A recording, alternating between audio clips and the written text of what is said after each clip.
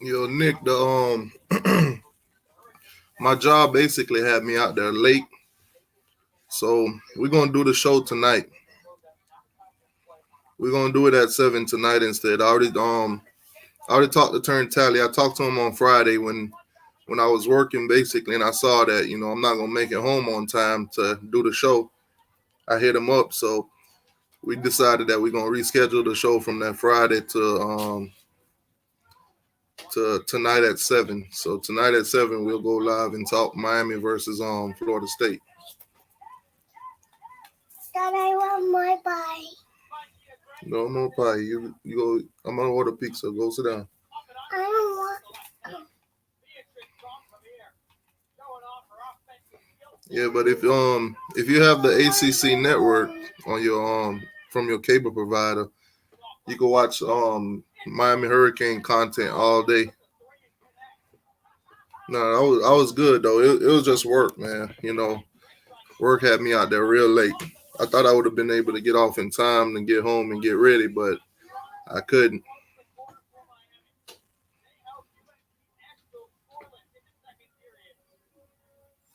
Yeah, right now on the ACC network, they got today is all day Miami. Right now they're doing the women basketball team going behind the scenes, you know, getting that extra content, extra footage that you normally don't see on the regular. So it's pretty nice, man. It's pretty good content.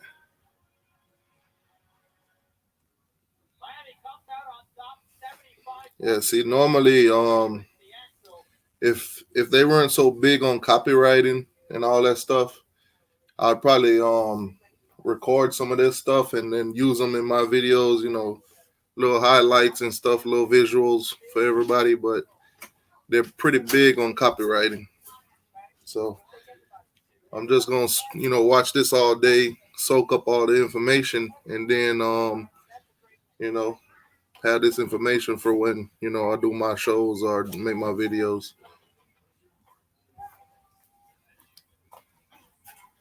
Go sit down. Y'all stop coming in here. Move up, move up, move up. Yeah, I think what most people are waiting on is later on in the day when they start playing the football games, and they got a couple baseball games and everything in there too. So I think each show starts and it lasts about 2 hours. So it's it's gonna be where they they cut out all the extra stuff, so it'll be go straight to the games. They'll condense it down to just the games, so you won't have to see all that extra talking that they've been doing during the regular game.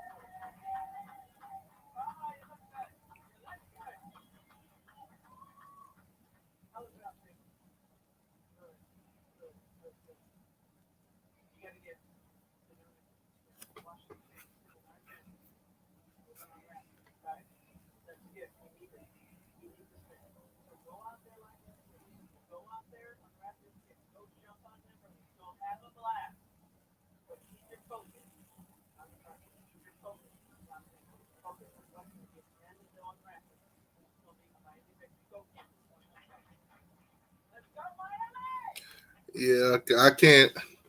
I don't get the rest, man. I got four little girls at the house.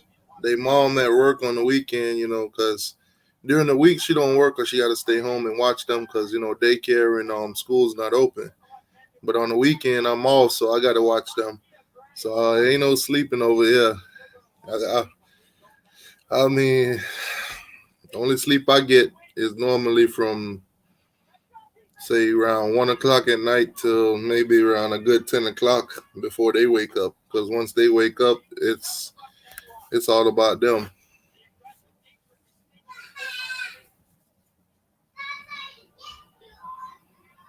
Dude, I wish I could though, man. I wish I could have a day just sleep all day. Yeah, my girl she'll do laundry later. She'll do the laundry later, so that'll take care of all of that. Cause I already know if I do laundry now, they're gonna mess up their clothes. They're gonna do all kind of stuff, and I'm gonna have to do it again later. So it's best to just do it at the end of the day.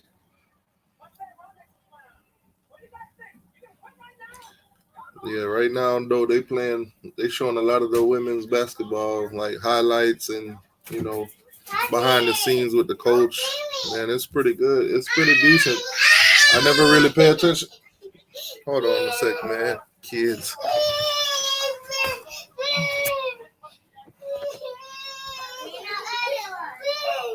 Go down the bathroom. Go down the bathroom. There's two bathrooms. Hurry up.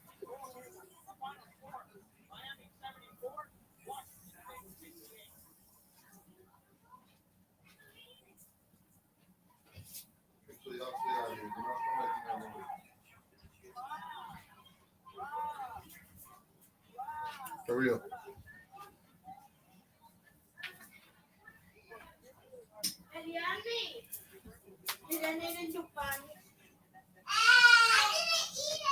Hey, no noise.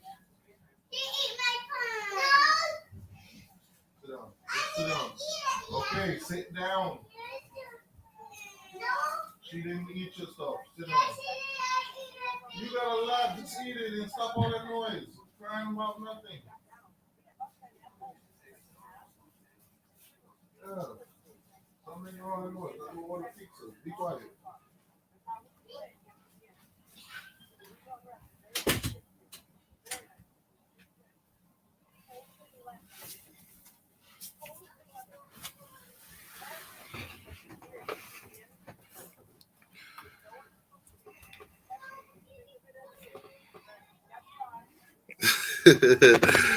Yeah, man, you know how them Florida State fans be John.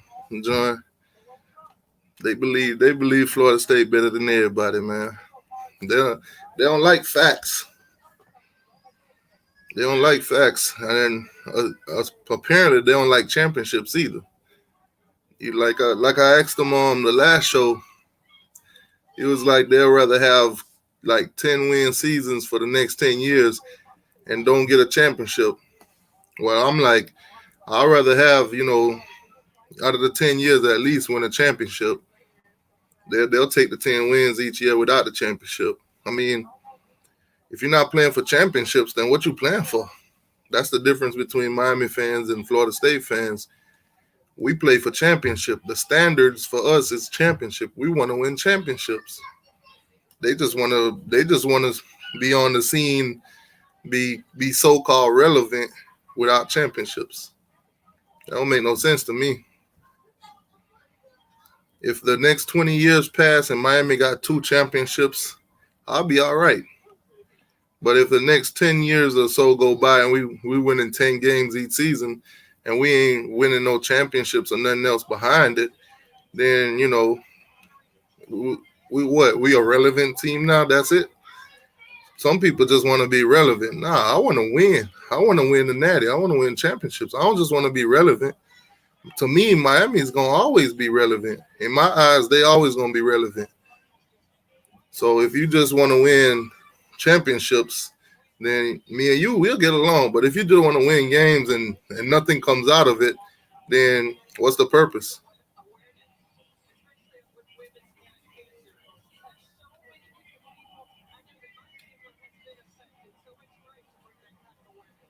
Yeah, like I said, right now they it look like they about to go into one of the Miami games right now. Not I'm waiting for these commentators to stop talking so I can see who Miami's playing against. But right now they playing a women. It's women basketball right now.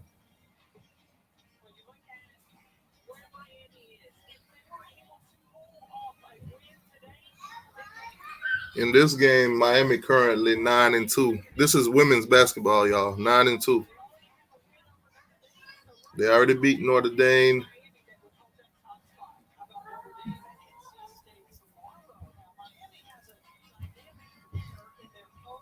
Yeah, the women's team right now too. They got on this gray what you call it uniform. I've never even seen those before.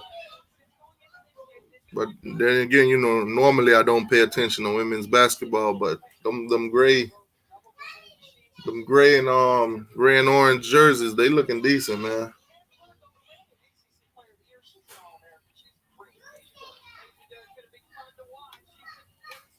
Yeah, exactly, John. See, you could sit there and win 10 wins and 10 wins and 10 wins, or even 11, 12 wins. But if the championships don't come, then you know it's it's just basically stats. That's all you're doing. You're just putting up stats, but you're not you're not accomplishing the major goal, the main reason why you play college football. Melanie.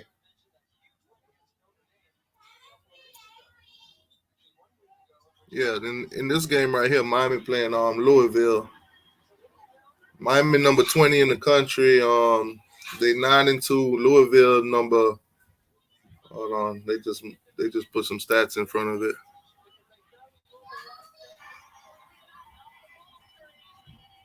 Yeah, Louisville number 2 in the country, and Miami is number 20.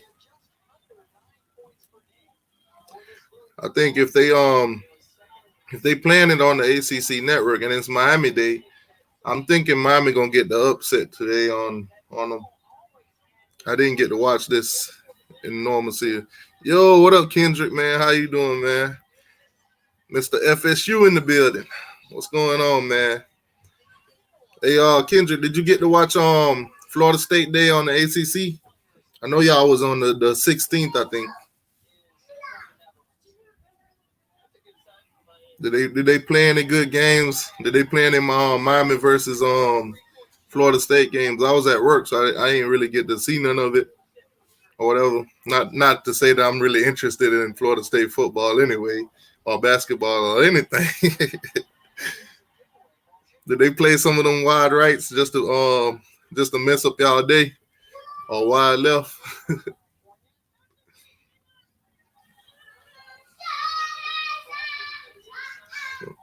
Melanie!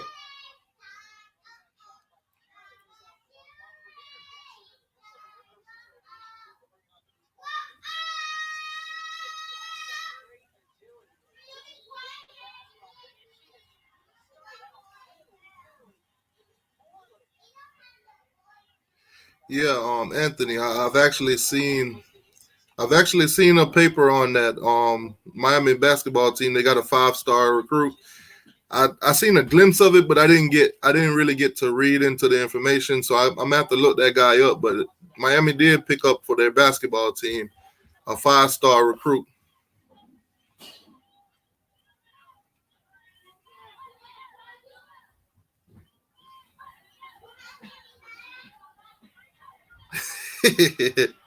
Yeah, I figured they wouldn't do y'all like that, Kendrick. They wouldn't play none of them. But yeah. On a real note though, the NCAA, the ACC network, they only playing glory moments, so you're not gonna see any of the losses and everything.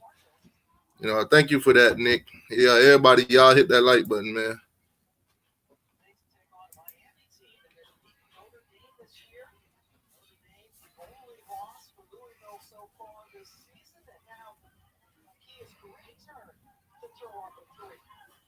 Yeah, this game right now is in the first quarter. Miami's up by one. It's on 6-5. It's pretty early in the game.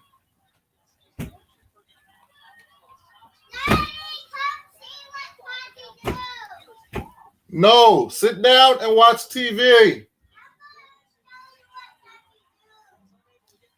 Somebody about to take a nap.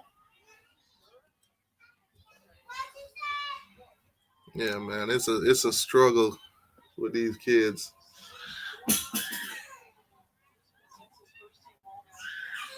Yeah, you're talking crazy. Manny ain't about to get fired. Manny about to go 12-0, man. I don't even know what you're talking about. If we have a full season, Manny might be 12-0 this season with a nice Manny. You know what? As a head coach this season, Manny will be 2-0 against Florida State. However long we have Manny as head coach, he'll probably go undefeated against Florida State.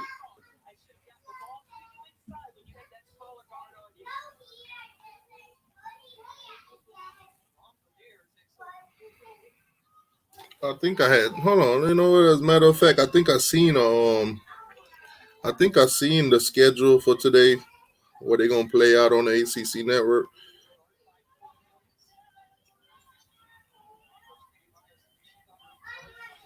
I got to double check. I know I had seen it earlier.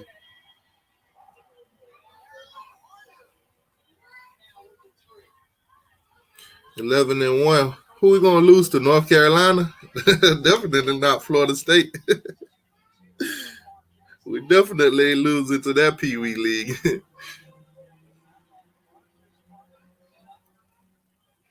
I think when after we beat Florida State, I think the Glade Central Raiders, that my high school, I think they want to challenge Florida State too.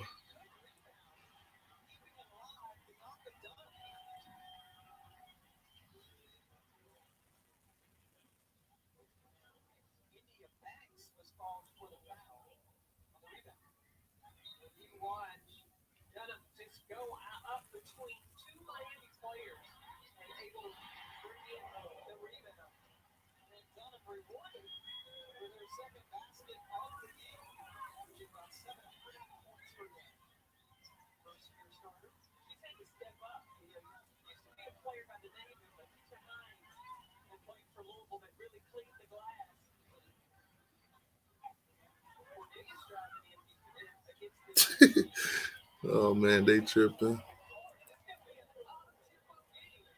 Yeah, thank you, Nick. I follow Coach Coop too, man. Coach Coop is the main one of the main YouTubers that I've actually watched. Coach Coop was the first Miami Hurricane YouTuber that I watched. I was like I told people before. I wasn't really into YouTube, but when I used to be on the road driving a lot, I used to be looking for the Miami Hurricanes games, and I couldn't find them. And then I went on YouTube. I'm searching and searching, and that's how I ran across Coach Coop. And then he be doing the streams, but he also let you know that hey, I got links in the description.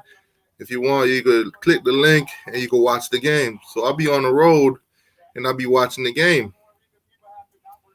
So I was like, I subscribed to Coach Coop, and then I started watching like his regular content, his lives and stuff like that. And I'm like, yo, dude's a pretty cool dude, man.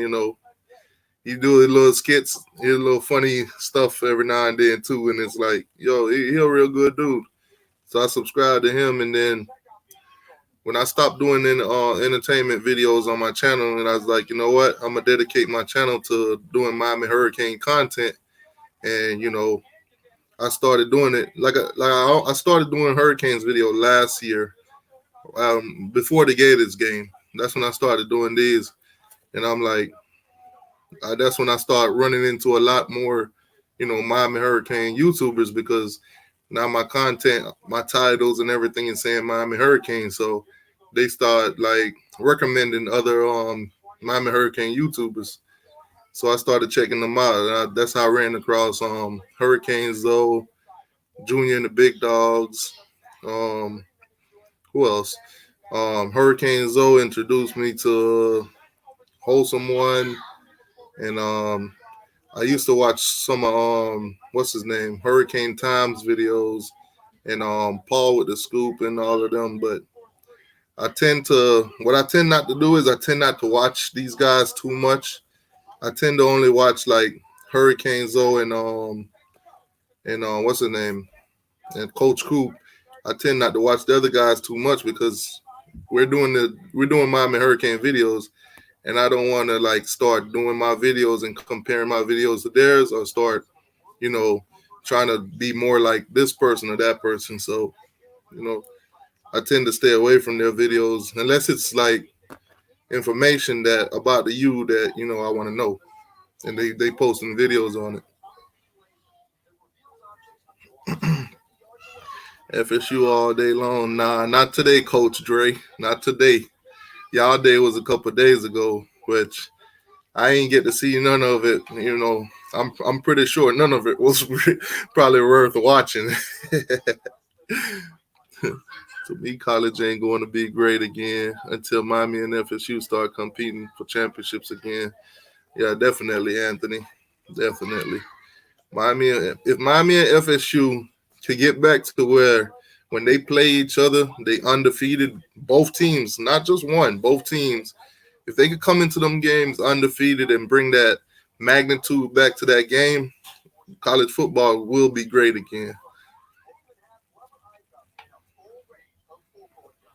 I mean, it's plenty of, like I said, that's what fueled this rivalry too, man. When we go into that game knowing that, hey, whoever loses this game might not make it to the championship, or might not make it to the playoffs, or this is win or go home. Then that's when this rivalry gonna be at its greatest. Like I be telling people, man, I'm a Hurricane fan all the way, but I only hate Florida State to a certain extent, and that extent is when they play us. If Florida State play us and they trash, they garbage, the game means nothing. It's worth nothing. It means nothing. And if Florida State is on top and Miami playing trash, if Florida State beat Miami, it's really worth nothing. To both teams got to be on that high ranking, got to be performing at a high level when they go into that game. Because if you look at Miami's schedule this season our schedule is pure easy. It's weak.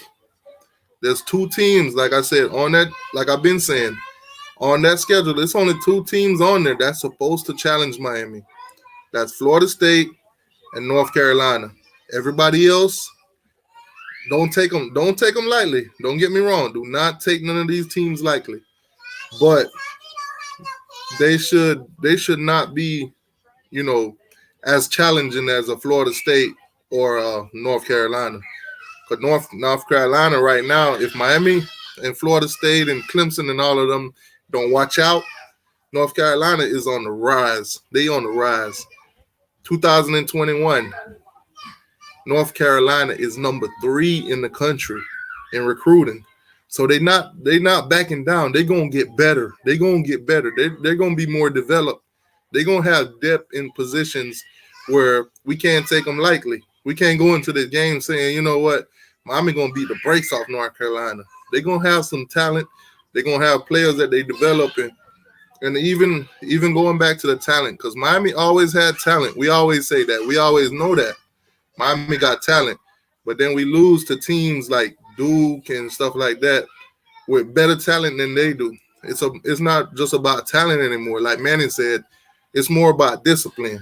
It's more about the players connecting and going out there and playing together, not just for stats, but for the team as a whole.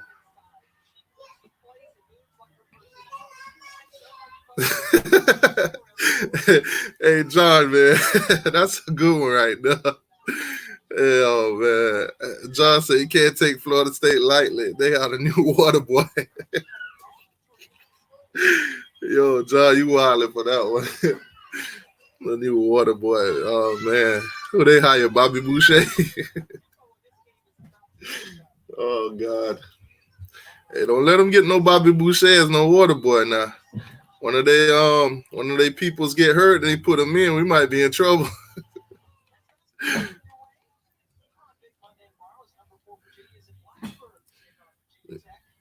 Yeah, man, Willie. I really don't think they should have fired Willie Taggart in the middle of the season like that.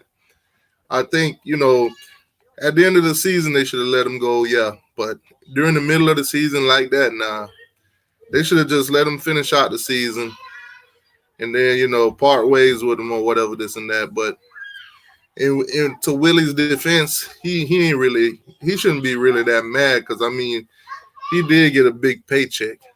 And right now he's still in Florida. He's down in FAU, man. So he it's not like he's at home, he's jobless and everything like that. So I mean it is what it is.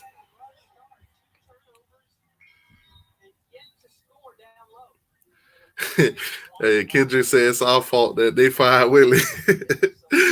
I mean, if we knew that beating them by 17 was gonna get Willie fired, we probably would have beat y'all by 10.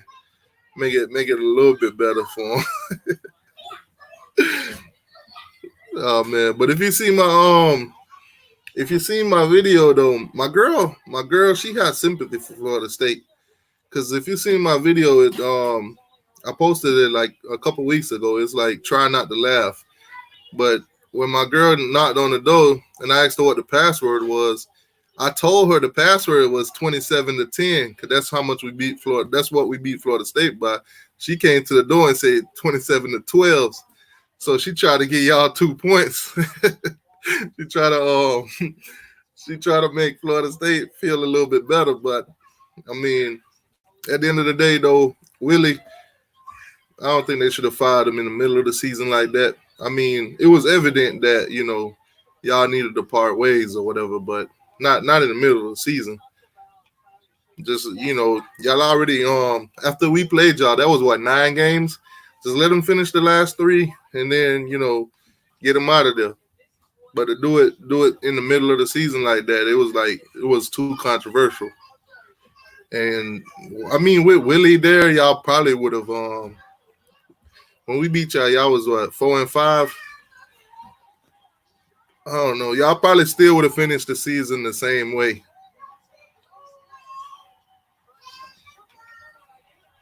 Let me see. Miami coaches radio. He said Miami coaches radio. Hey, that was a good movie though. I like the radio, man. Cuban Gooding Jr. need to do some more movies like that. That's actually one of my favorite actors, Cuban Gooding Jr. His movies are always good.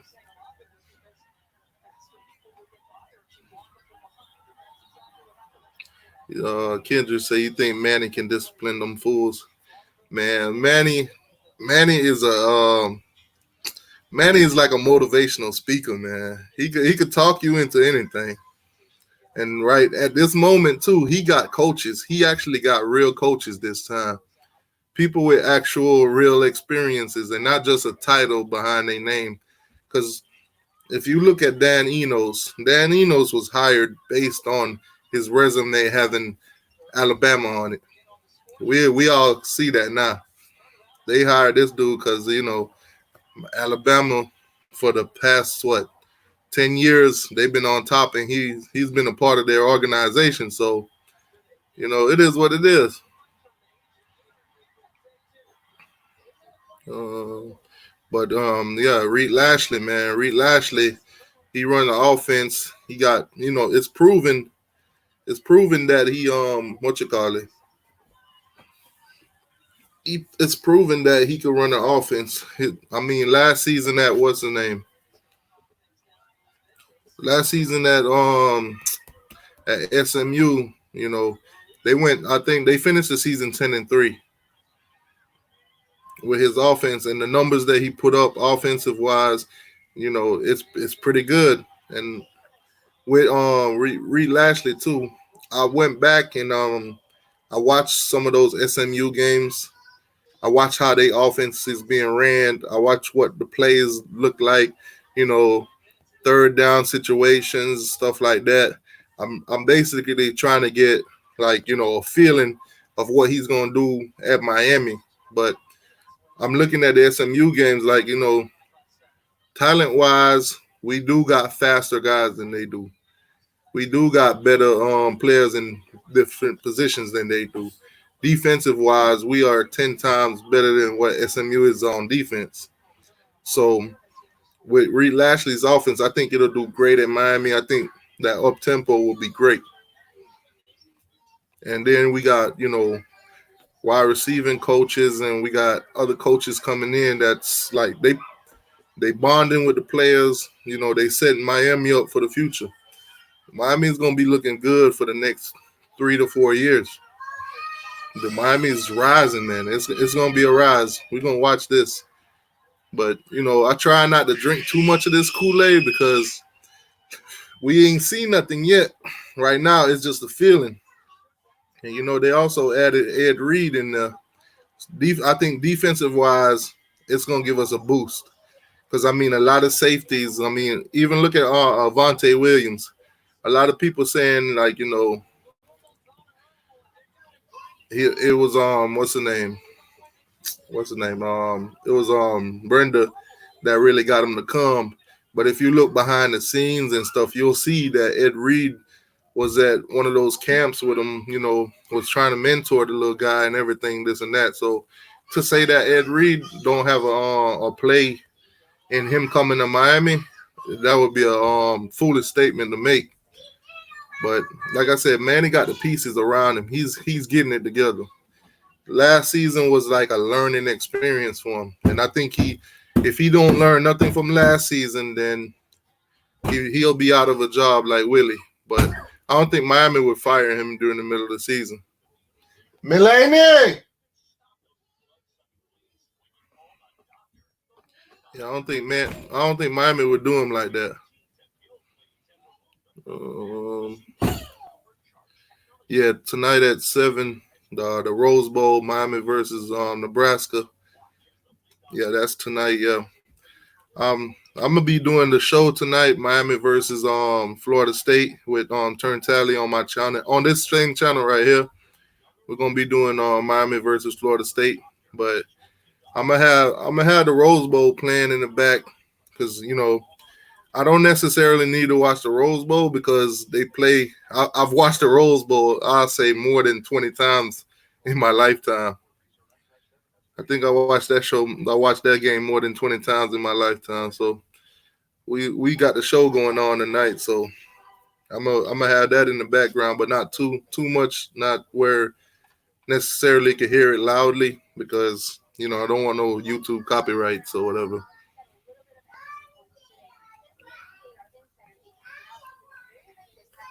Uh, Hold on, what is it?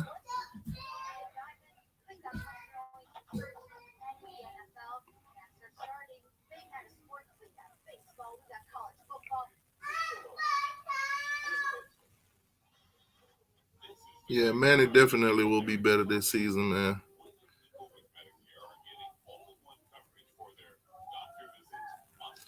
It's a Kendrick say take off the gear. No, I can't take off the gear, man. The hair, I gotta wash it. I gotta get my girl to do it. But when she get off work, in order for me to do the show tonight, she not gonna have time to do the plaits, and I'll just put it in the ponytail. So I'm gonna just have her do, braid it. I'm gonna have her just braid it back, and then after the show or whatever, or sometime in the week, I'll have her, plait it back up. So I go back to being my regular pine cone self. And I mean, if y'all been seeing the name pine cone floating around, it's some history behind that. So let me give y'all the story about the whole pine cone thing. If anybody don't know, that name was given to me by Uncle Lou.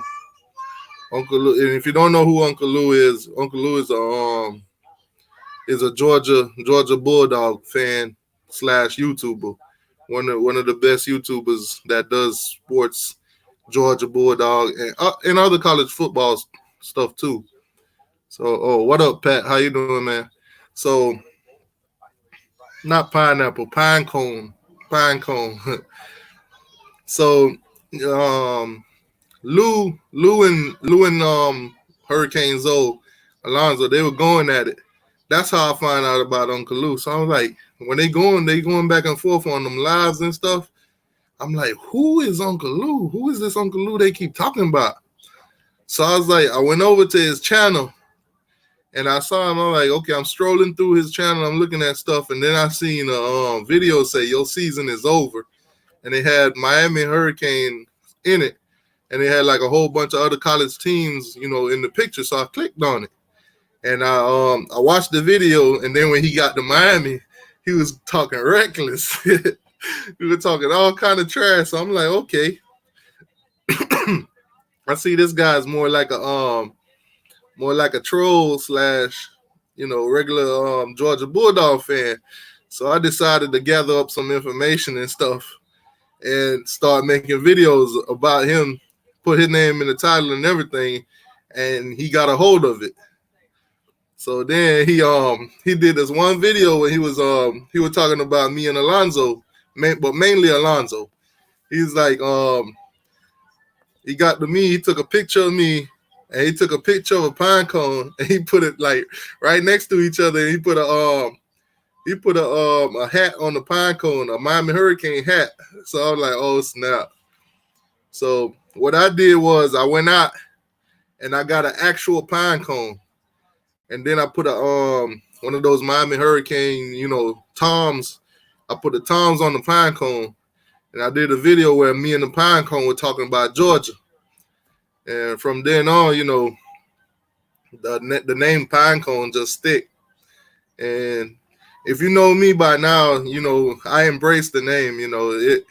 It's funny to me. I embrace the name. I don't mind being called Pinecone. I answer to it. It is what it is. But it was a nickname given to me by Uncle Lou, which at the moment I just call him Uncle Squirrel. But it is what it is. If y'all ever go check out Uncle Lou, he does live videos. Right now I think it's Monday through Friday. Live videos. He does live videos on his channel Monday through Friday, and then it's 8 o'clock in the morning till 10 o'clock, 8 till 10. If y'all ever go check him out, if y'all haven't checked him out already, go over there and type in his comment section, "Good morning, Uncle Squirrel." Then he'll definitely know where y'all came from. Because every morning I tune in to his show whenever I catch it, whenever I'm up, or if work ain't beating me up too bad. When I catch his shows, I normally go in there and say, "Well, good morning, Uncle Squirrel," because he does a show with this Tennessee fan named BVD. So it's pretty decent, man. I love their show. The crowd is pretty good. Everybody in there, all kind of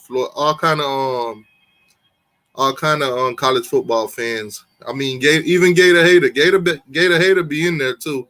I'll be chopping it up with Gator Hater over there.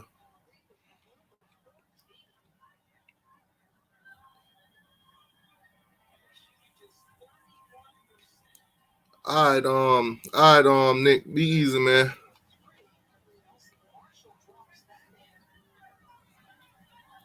He said it does look more like a pineapple than a cone. Now you had to see my hair at the time. I had it in a ponytail, and if you know when you put plaits in a ponytail, then they kind of spike out differently. They kind of tend to go their different ways, but it's all shaped in the shape like a pine cone basically. But yeah, pineapple, pineapple would be something similar. But at the time, that's what he came up with. He came up with pine cone, and basically, I should just go ahead and brand pine cone.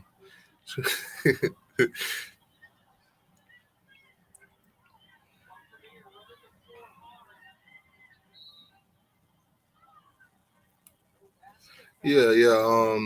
Anthony, you're definitely right about that. That's a challenge, man. That's a challenge with the economy and everything, and college players not getting paid and stuff like that. A lot of those players' families are going through the struggle, this and that. A lot of those players, if you put it like this, if they did not have those scholarships, Miami is a school that they would not be able to afford. So for them, they might be in school, they might be playing ball, they're on TV and everything, and they doing good, or they on the rise. But a lot of their families are struggling. A lot of their families are mad poor, or paycheck to paycheck kind of thing going on. So a lot of them do tend to want to go to the league early. They want to go start making money early, which to me, some of them need to, sit back and think about it a little bit more, because if they stay their last season, their stock will go up, you know. And you got to also think about it too. If you leave early on your junior season, some of those other seniors from other teams got way better stacks than you. They performing better than you, and this and that. They got way more experience too. They got another year on you. So if you stay a little bit longer, you might develop a little bit more. But at the same time too, if you stay a little bit longer, there is a possibility of getting injured. And I mean, it is what it is. But if we could get a lot of those players to stay, the 4 years like they used to do, then Miami would be in way better predicament. Miami will have the experience at some of these positions that we be lacking some of these years, some of these seasons. Yeah, right now it's on the ACC network right now. It's Miami versus Louisville. The score is Miami 20 to Louisville 29. Miami is ranked number 20 in the country at the time, and Louisville is ranked number 2. So, like I said, today is Miami Day on the what you call it on the ACC network. So I already know that we're gonna beat Louisville, because I don't think they would play this if we didn't beat them. They number 2 in the country, so I'm definitely thinking we're gonna upset them. I definitely don't want to check my phone or go on ESPN or go on our scheduling and see what the results was, because that'll kind of ruin it for me a little bit. Because like I said, I didn't watch no women's basketball. I barely watched any basketball this season at all. So for me to see the scores and everything, then it'll kind of like defeat the purpose of watching the game right now. Because a lot of the games that I go back and I watch, like I watched the FIU game that we lost one time, and it's like I'm seeing stuff that I'm like, I know we're gonna lose at the end of the game. So what I'm seeing and wanting this to happen and that to happen, I know it's not gonna happen, because I already know the result of the game. So I tend not to do that when I'm watching games that I've never seen before, unless it's just one of those like games that is way too long and I know that I'm not gonna sit through the whole thing. I'll watch it for a while, and then all right, I'll be like, all right, that's it. Let me go check the score of that game, because I can't finish it or whatever. Yeah, stay and develop. Yeah, they like I said, like perfect example of staying and getting developed will be Jeff Thomas. Now, a lot of people are saying, their relief that just Jeff Thomas is gone, because a lot of fans, didn't he didn't sit well with them. And then there's a lot of fans that saying that he weren't properly developed. So it is what it is. But I think if Jeff Thomas would have came back for another year, then it'll be better for him. I think he would have way more stats, way more development. A lot of teams would be looking for him, much more. Because even this season past, he didn't get to put out the numbers that he probably could because he was suspended for like I think 3 games, and he wasn't like really the main target. I mean, KJ Osborne came and like basically took over that main target spot from. Why do I think we're so bad coming off the bye weeks? I think what Miami does in the bye weeks is I think that they. This is what I think. I think they didn't study their opponent. I think they just went ahead about their regular practices, you know. And then on the other hand, you got Dan Enos who couldn't prepare an offense if for nothing in the world. I don't think he studied. I don't think Dan Enos took the time to study the weakness of his opponent. Because if you know their strength on defense, then you'll know certain plays that'll work on them. If you go back and watch tapes of other teams playing them, then you'll see what those teams did against them that was successful. And then, you can also look at the point of what those teams did that was successful and how did they adjust to it week in and week out. Because Miami, like I said, Miami came off them bye weeks and then it was like went downhill each time. Both times we came off the bye weeks, we went downhill. So I think moving forward, they should study their opponent a little bit more better, especially coaches. Like a lot of coaching positions get changed. So if you don't look into that, then if a guy leaves, if the defensive coordinator leaves this team today and they bring in a new one, you can't just watch the North Carolina. You can't just watch North Carolina from last season. Now you got to find that defensive coordinator, the team that he was playing on, go back and watch their tapes and see what he did over there, because that's what they're going to be doing. That's what they're going to be doing here now. They're going to be running his scheme instead of what they was running with the other guy. I don't think Dan Enos did that kind of studying and that kind of research.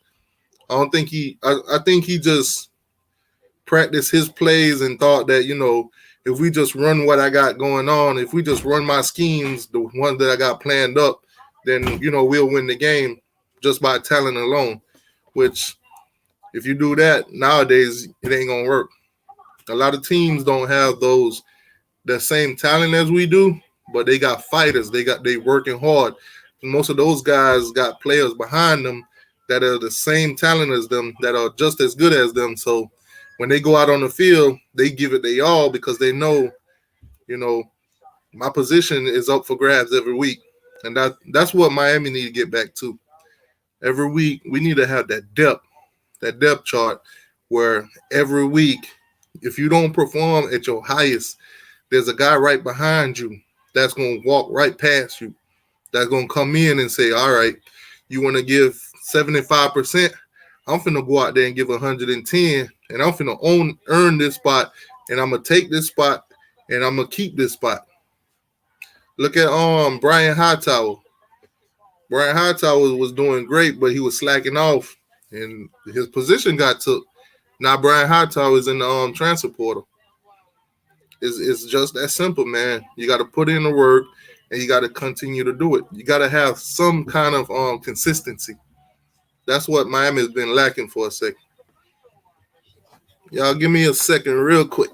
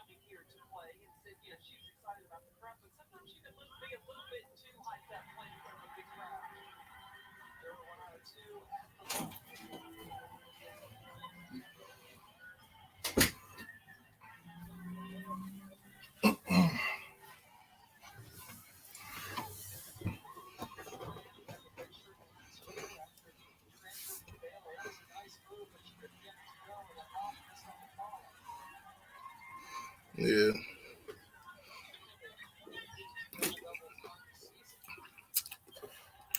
By the way, I do not endorse.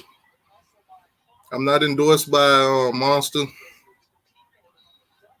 You know, they're not paying me to drink their drink or whatever, this and that. So there's none of that. Basically, I just went in the fridge and my girl bought one of these, so Monster is what I'm drinking.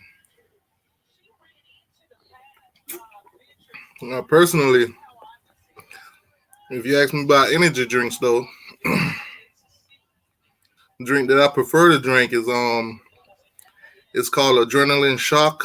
I don't know if a lot of you guys heard of it, but it's a new energy drink called Adrenaline Shock, and it's basically an upgraded version of the energy drink Bang. I don't know if you ever heard of a Bang energy drink, but Adrenaline Shock is the upgraded version of it. It's like way better for you. You got way better all that good stuff. I'm not even gonna get into all of that though. But yeah, basically I'm drinking a Monster right now because that's what's in the fridge and that's what's cold.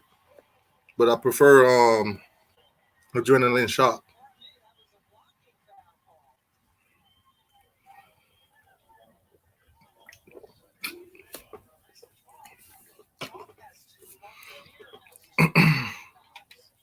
So John, if you're still in the chat, what do you think Miami need to improve on the most?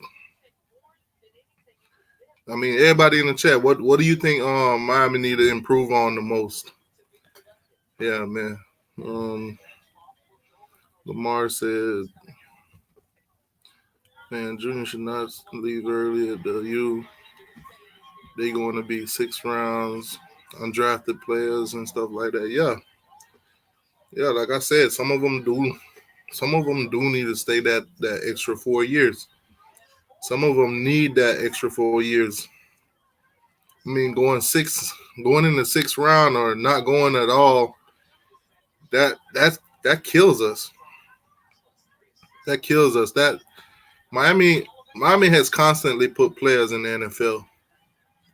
So when you got players that are juniors and stuff that's going in the 6th round, some of them not getting drafted, some of them that could wait the next year and then go in high, then then you start seeing that if you would have stayed your senior year, your stacks would have been higher, you'd have been drafted higher, you would have put yourself in a better situation for longevity in the NFL. You'd have put yourself in a better situation to where you could get, better paychecks. Because a lot of them are leaving early for that money.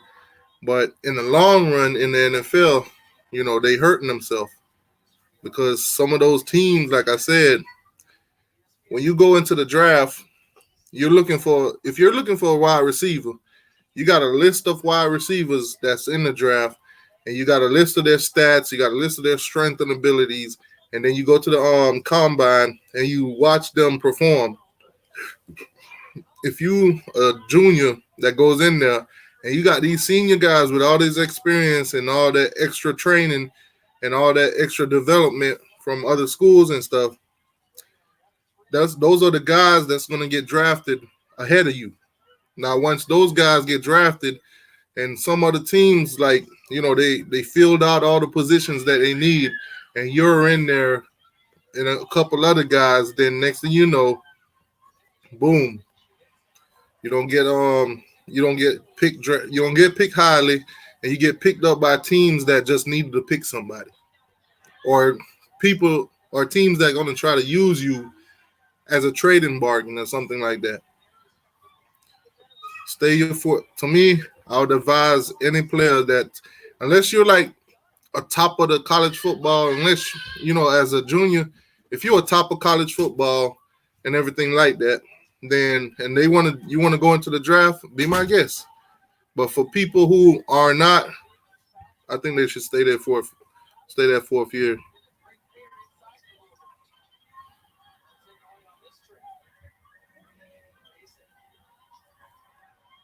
Yeah, you definitely Boyle, you definitely right about that. Miami swag, the '80s and the early '90s swag is different from what these younger guys thinking these days. It's like dancing, the turnover chain, and all that. It's great, man. But if you ain't beating down opponents, like you said, if you ain't running up the scores, being ranked, playing teams at a high level, then at the end of the day, all that stuff means nothing. It don't amount to championships. It don't really amount to nothing.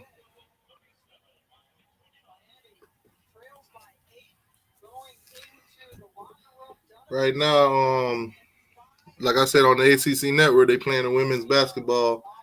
Miami 29, Louisville 37 halftime.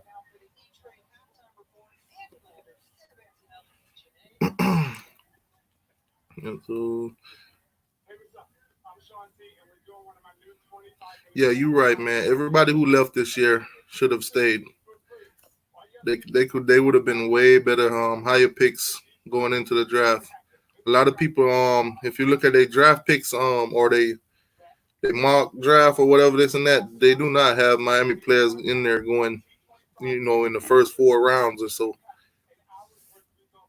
So a lot of those guys should have stayed last year.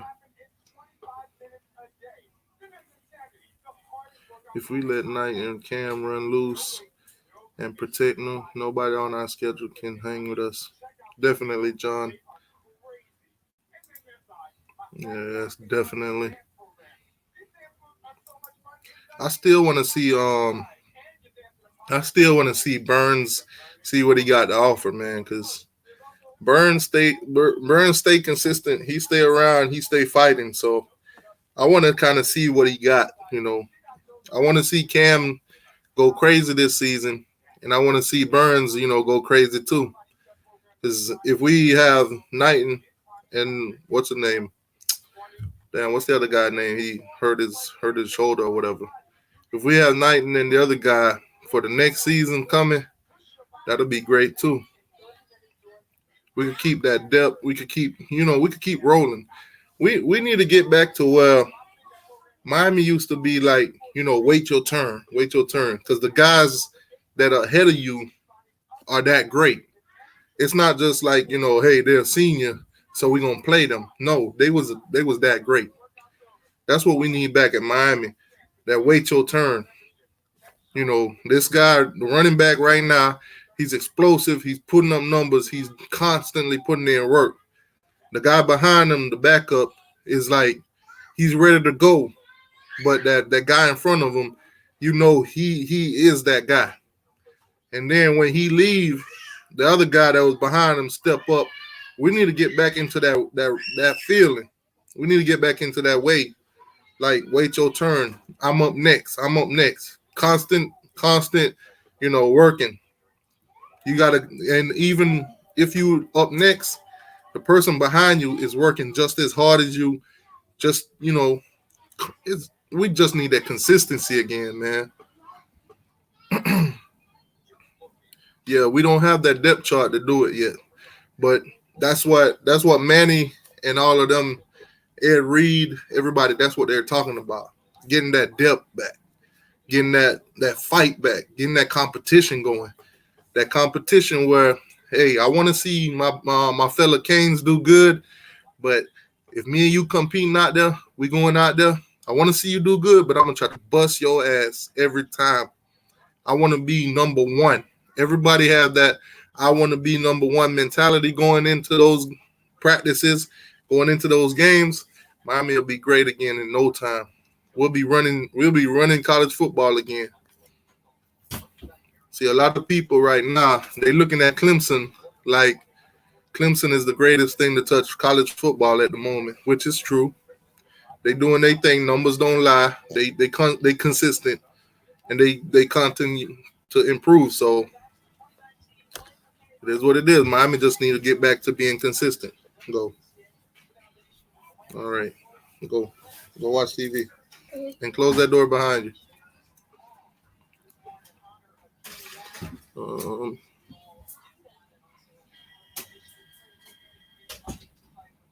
I hope Burns ball out this season too. Like I said, I want to see that consistency back and forth. Oh my God, everybody want a hug now. Okay, turn on that fan.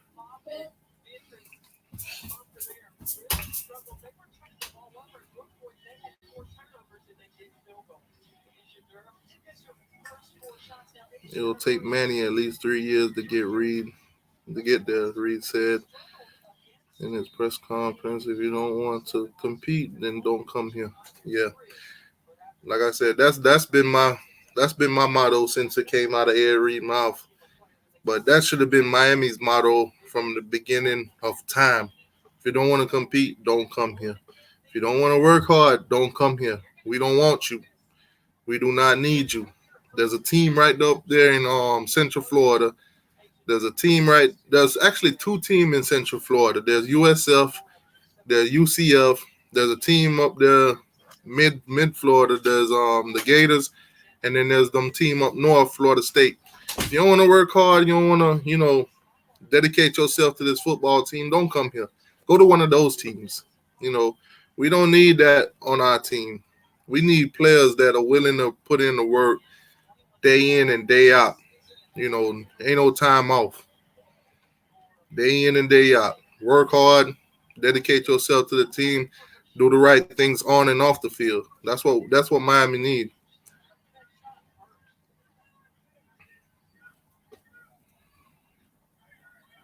Yeah, Cheney. Yeah, Cheney is the one that's injured. Yeah, but I think Cheney will probably be ready for the season. I just don't think that he'll be like, you know, starting over Burns or Cam or even Knighton at this moment. Right now, I think he's at the fourth position.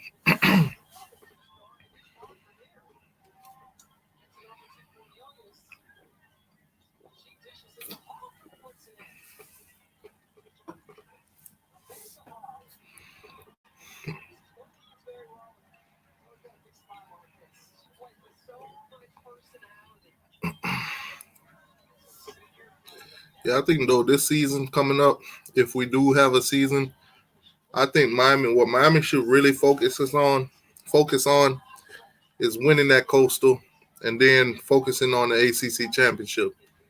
Once we get past that little hump right there, then we'll go up against Clemson.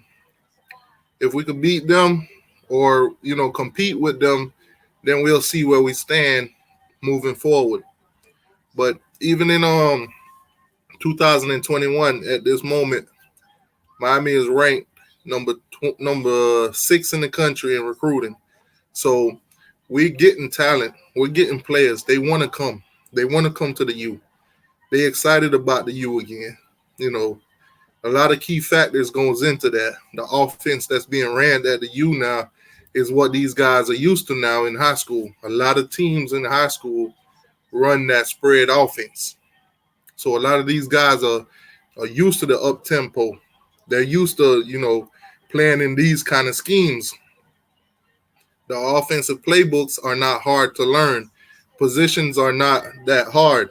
So it's easy to come in, have fun, excuse me, play hard, and have a good time while succeeding at the U.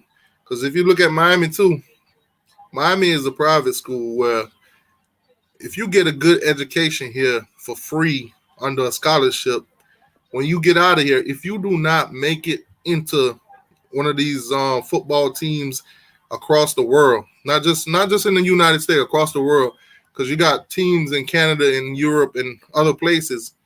If you do not make it on one of those teams, making big, football money, whatever your scholarship, whatever your major was, you could use that. You could depend on that. It's great because you got it at the University of Miami, which is when employers look at that, Miami is a very credible school.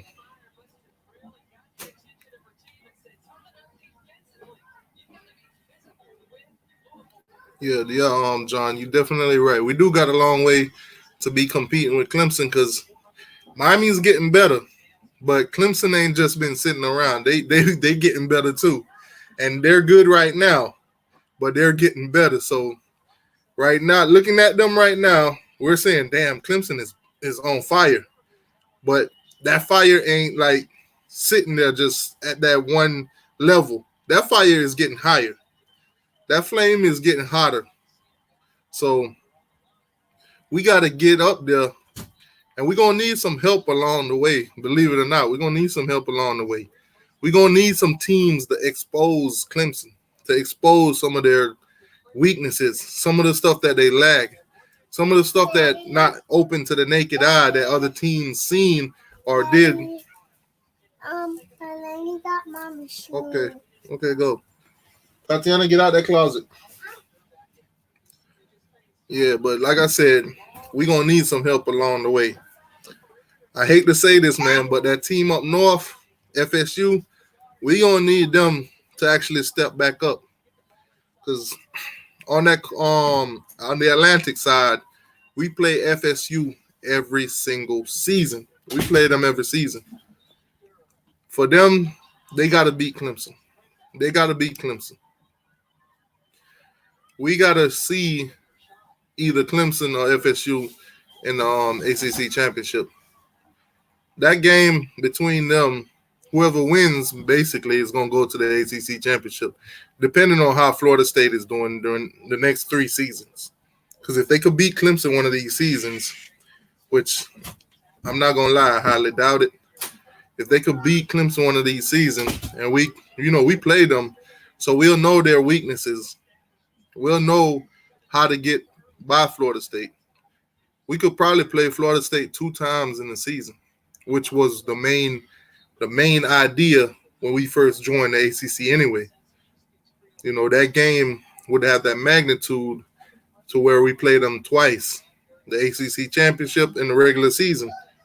Because if anybody knows the history between Miami and Florida State, then you know that game between them when they're both on top of college football is the number one rated rivalry game, number one game period in college football.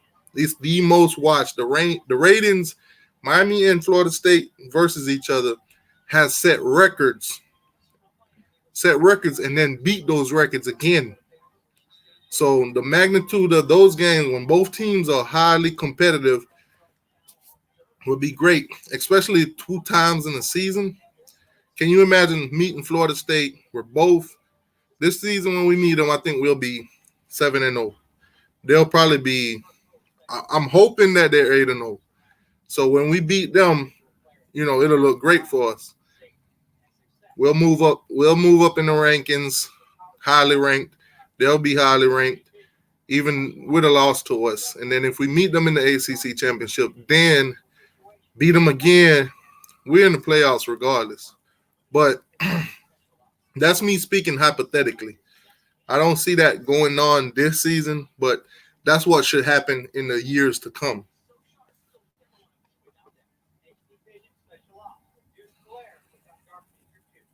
Yeah, we need like you're right about that, Anthony. We need experienced players, especially to compete with Clemson, because we can't have going into these big games. We don't have no senior experience. They do, but we don't. Our juniors going into those games, they'll pick up all of the experience, win or lose. If we go in there and play Clemson and we lose, those seniors that played, they will get that experience. I mean, those juniors, they'll pick up that experience. And if we meet them again the next season, they are the ones that's going to learn from the mistakes of last season because they was the ones that made it. They are the ones that's going to say, okay, when this guy did this last season, I did that. So I'm going to be on top of it this time. Those are the guys that's going to make the team better. But if those guys left and went to the draft, we got players that ain't never had that experience that's going to move into those positions. And then, if they don't learn from the player's mistake before them, then it is what it is. But you and I know, as a person, when you make a mistake and you learn from it, you can fix it.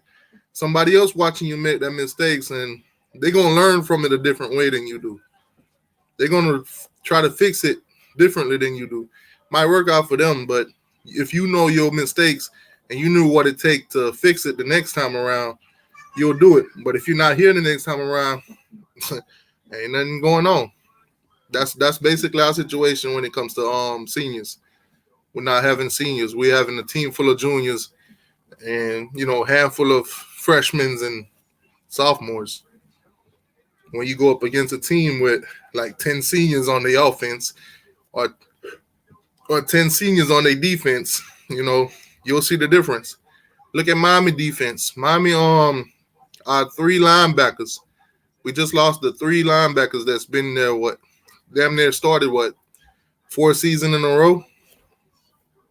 When those guys leave now, the guys behind them, they gotta set that tone. They gotta get in there early, start practicing, start developing faster, and set that tone for the next 4 seasons too. If we could get positions going, like if we get the positions going like how we did with the linebackers, if we could have that kind of mentality at every position, where we have four guys that could come in. I mean, guys that could come in for 4 seasons and constantly hold down that position and constantly work hard and go hard at that position. Miami will be the most dominant team in college football. They will compete every season. Let's go, Kane. How you doing, Cynthia? Yes, man. Y'all say what up to Cynthia. Cynthia in the building.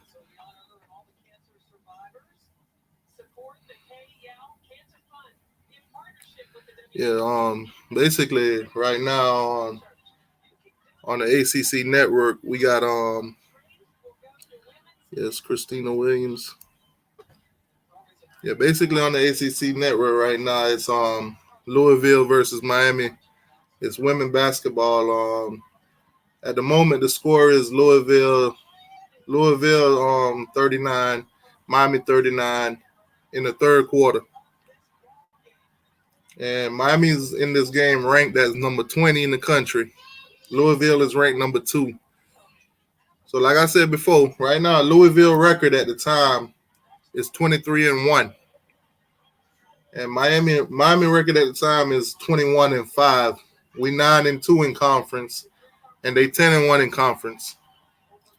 So, being that today is Miami Hurricane Day on the ACC network, we know that Miami's gonna win this game. We know that they ain't gonna play no games where we lost. Not dedicating the day to us and play our losses and stuff like that. Unless this game just came down to it where we did lose by a point or so, but it was such a great game. But I doubt they'll play any games that we lost or anything like that. Today is supposed to be our glory day.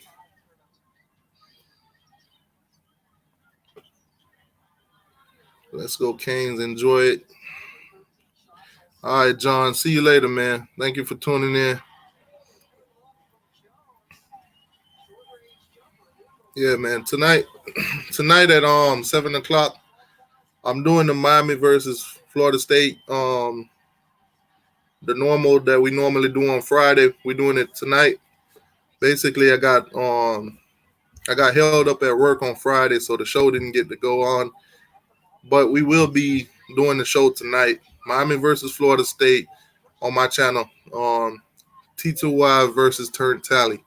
I have Turn Tally come over here, and we'll put on the show. If you know Turn Tally is a Florida State YouTuber that normally does a lot of trolling on Miami's behalf, but he does basically do shows for Florida State.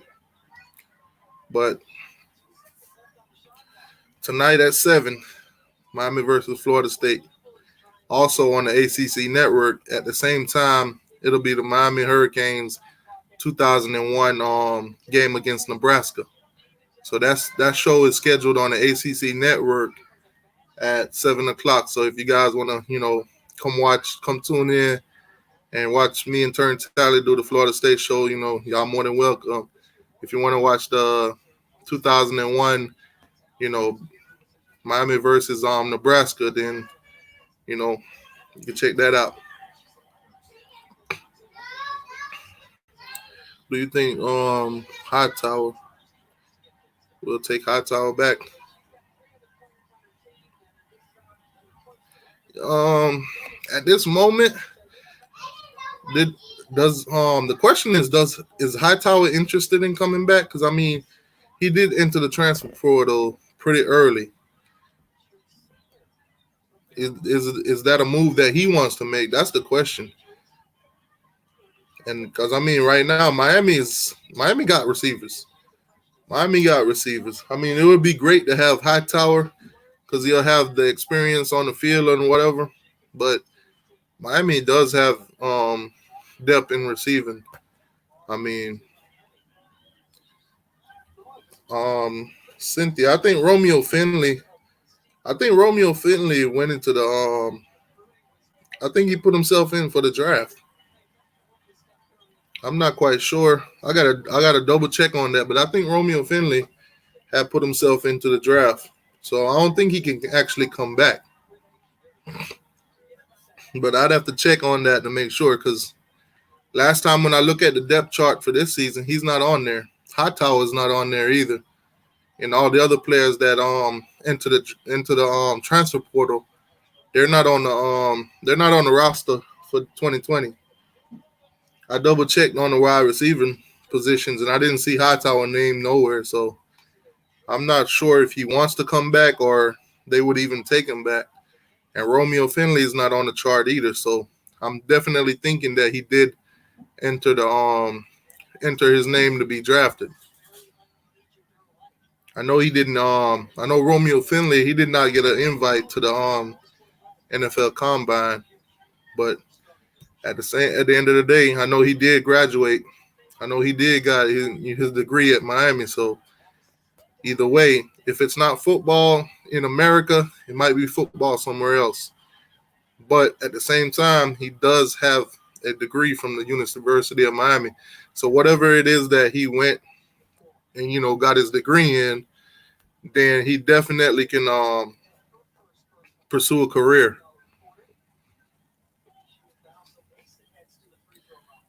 Yeah, but like I said, if Hightower wants to come back, no problem about that, Cynthia. I mean, like I said, if Hightower wants to come back, I don't see why, or why not they wouldn't take him back. Unless it's some behind the scene stuff with the team and Hightower that we don't know about or that never, that was kept between the team, then it is what it is. But I mean, I didn't have a problem with Hightower at the University of Miami. I just saw his position got basically took over by D Wiggins, and I don't think he ever had the chance to get it back or anything like that. I XFL is closed until 2021. Now, actually, XFL is gone. Period. They're not coming back. They call it quits. They filed bankruptcy. Season is done. They laid off everybody. Everything is done. They already announced that the XFL is over. They're not coming back. This and that. This season, basically, the coronavirus derailed everything that they had planned. All the money and all the stuff that they invested into the XFL, they took a big loss. It took a big loss. The coronavirus was the worst thing that ever happened to the XFL. I, me personally, I was looking forward to the XFL. I wanted to see the XFL, rise. I wanted to see them go from 8 teams to maybe in the next 5 years to have like eight more teams make it 16. Because if you look at the XFL for what it is, it's 10 weeks. 10 weeks of more football. Now, as football fans, we know once that Super Bowl is played and that Super Bowl is done, man, the next couple months after basketball season wraps up in April, which is about right now, basketball season will be wrapping up. So we know for the next couple months, without football, it'll be crucial. It'll be very crucial. So that having the XFL around was a great thing for me because I would have something to watch and enjoy on Saturday and Sunday because college football is over, basketball is over. I cannot. I am one of those fans. I like baseball, but I cannot sit there and watch it. I just can't. I can't watch the whole game. If I catch a baseball game, I'll watch it maybe the first 2 innings, and then I gotta watch something. I gotta change it. I gotta entertain myself some other way, and then I'll check back in maybe around an hour or so when the game is maybe closer towards the ninth inning. But I cannot sit and watch a baseball game. So when football is over and then XFL will be playing, that'll be giving me more football because I love football. But coronavirus derailed the whole entire thing. So Cynthia say stimulus checks are in. Cynthia, I check my account every day. Every day I check my account. It's not in there for me, man. It's not in there for me. That checking is not hit my bank account yet. But trust me, I check it every day. Every morning I wake up. Nope. See you again tomorrow. But it's definitely not in there for me. I enjoyed the XFL. Yeah, man. Yeah, I definitely enjoyed it. You know, I was looking at the dynamics of the XFL or where the teams are spread, where everybody was. It would have been, like I said, it would have been good for them to build and expand because the teams was widely spread across the country. So a lot of teams, like the one in Tampa, the whole North Carolina, South Carolina, and all those, you know, areas, Georgia and all of them, they would most likely have to drive to Tampa or, fly down to Tampa to watch those games. So, at that moment, the XFL is already at a disadvantage with only 8 teams. It'll be hard, you know, to build fan bases like that. Because you got people in North Carolina that's not going to say, let me fly down to watch this XFL game when, it's just developing. But that's what they was moving towards. But I think if they would have kept going, it would have built. People would have came out, start coming out, start watching, and this and that, and then they could expand to teams more closer to other people's area. But they would have to do it a little bit at a quicker pace. So what you don't want to happen is you don't want to have Tampa being the main team in the southern states area, and everybody becomes a fan of that team. So when you develop another team that's pretty closer to their location, they're not loyal fans to that team. They're loyal to Tampa, so they might not, want to go see that team right there play a team that's not Tampa. So that's some of the issues that when you're developing a team or developing a league, some of those issues come across. But the XFL, like I said, they didn't get the chance to show us what they could have done. They basically got knocked out by nature, knocked out by a virus. It's not like they weren't, making money off, like say merchandise, tickets, and people in the stands, stuff like that. They got knocked out by a virus. Cam Davis putting F.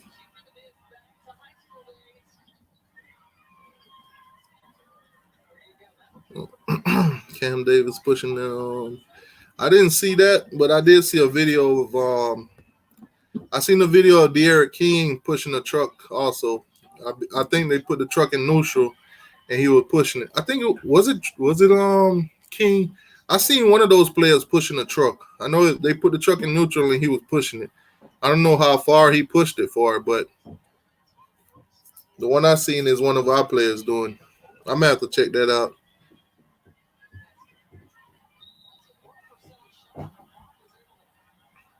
Tampa Bay versus Miami. Yeah, that that game should be interesting. I mean, Tampa just picked up the greatest player to ever play the game in Tom Brady, but also in his ending, man. They got him at the ending where right now he could be finishing his career in Tampa, but I mean Tom Brady's gonna compete regardless. But it'll be interesting to see when he comes to play Miami or Miami play Tampa or whatever. That game should be definitely interesting. I mean, if Miami, I'm not a Dolphin fan and I'm not a Buccaneer fan, but I'll definitely go watch that game in Tampa or in Miami. Either way, preferably in Miami.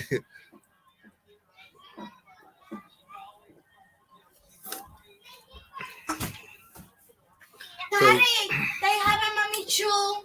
okay, go.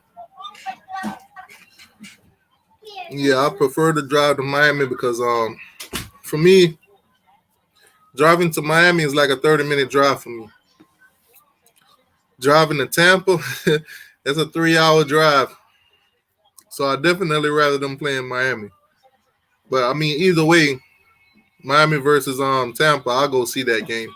Like I said, not a fan of either one. I'm a LA Rams fan.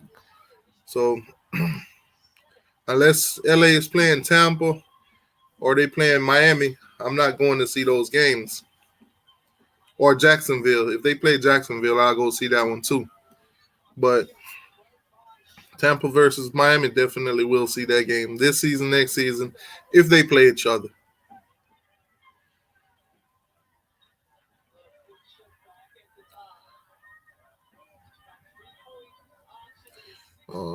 Didn't see it, but Cam is about to prove something this season. Yeah, Cam, man. Cam got a lot to prove, man. Cam got a lot to prove. That running back position at Miami is a definite position that's always being watched and scrutinized. So he got a lot to prove. Cynthia, oh, you a Steelers fans? Yeah, man. Steelers. Yeah, Steelers, man. Steelers got a lot of history, man, and they got a lot of success, man. Shout out to all the Steelers fans, man. Y'all celebrated a lot.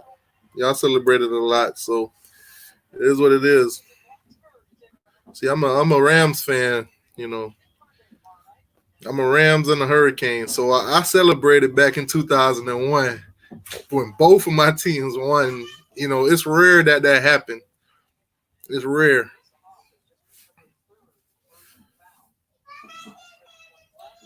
Not only that too, man.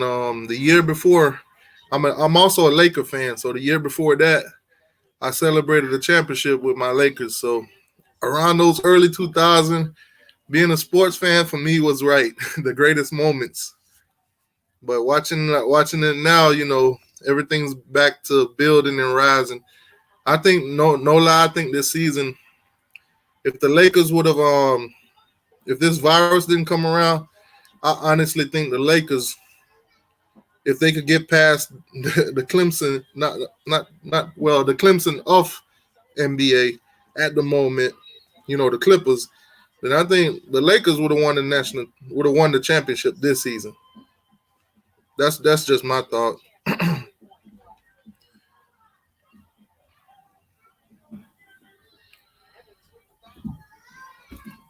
Yeah, but like I was saying though, Cam is definitely hungry. Cam is definitely hungry. Check out his Twitter feed. Kid gonna eat this. Yeah, I'm gonna definitely do that. I need to get more active on Twitter. I created an account, but I never really get on there. Never really log on. Never really post anything like that. I don't know. Twitter for me is a different ball game. It's one of those things that when it came around and it started up, I never got into it. So for me to get into it now, it'll be a process. Twitter was just one of those things that it came out for me at the wrong time. it came out when I was on MySpace, when I was on Facebook, and Twitter was where it felt more like a boring website at the time because I had Facebook and I had MySpace and Instagram. I had Snapchat. I used to do a lot of Snapchat videos and everything too. And then I looked at it like Snapchat is pretty much pointless for me now.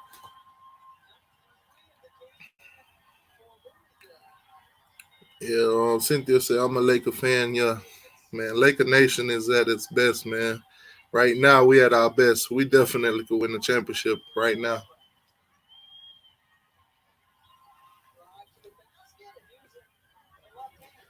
Yeah, so the game on the ACC network right now, the score is Miami 61, Louisville 63. Like I said, it's women basketball. Miami ranked number 20, Louisville ranked number 2 in the country. Record, Louisville is 21-3. No, I mean 21 and 23-1. I'm sorry, and Miami is 21-5. In the conference, Miami is 9-2, and Louisville is 10-1 in conference. The game got right at this moment. The game is 61-63. Louisville up by 2 with 5 minutes to go.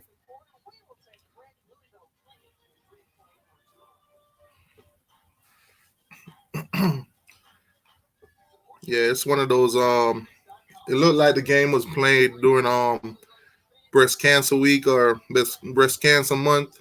Because right now both teams are more towards wearing the gray and the pink colors, and they got all the pink stuff going on. So I'm definitely thinking it's breast cancer awareness time when this game was played.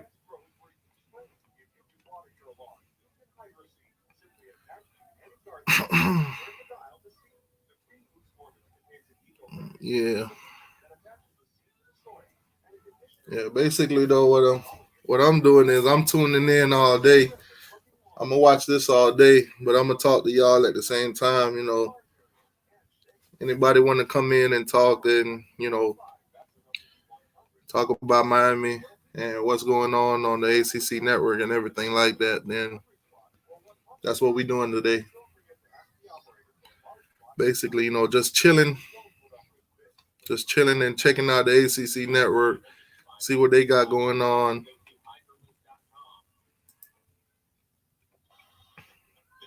But today's supposed to be on today all day. It's supposed to be all Miami, everything Hurricanes.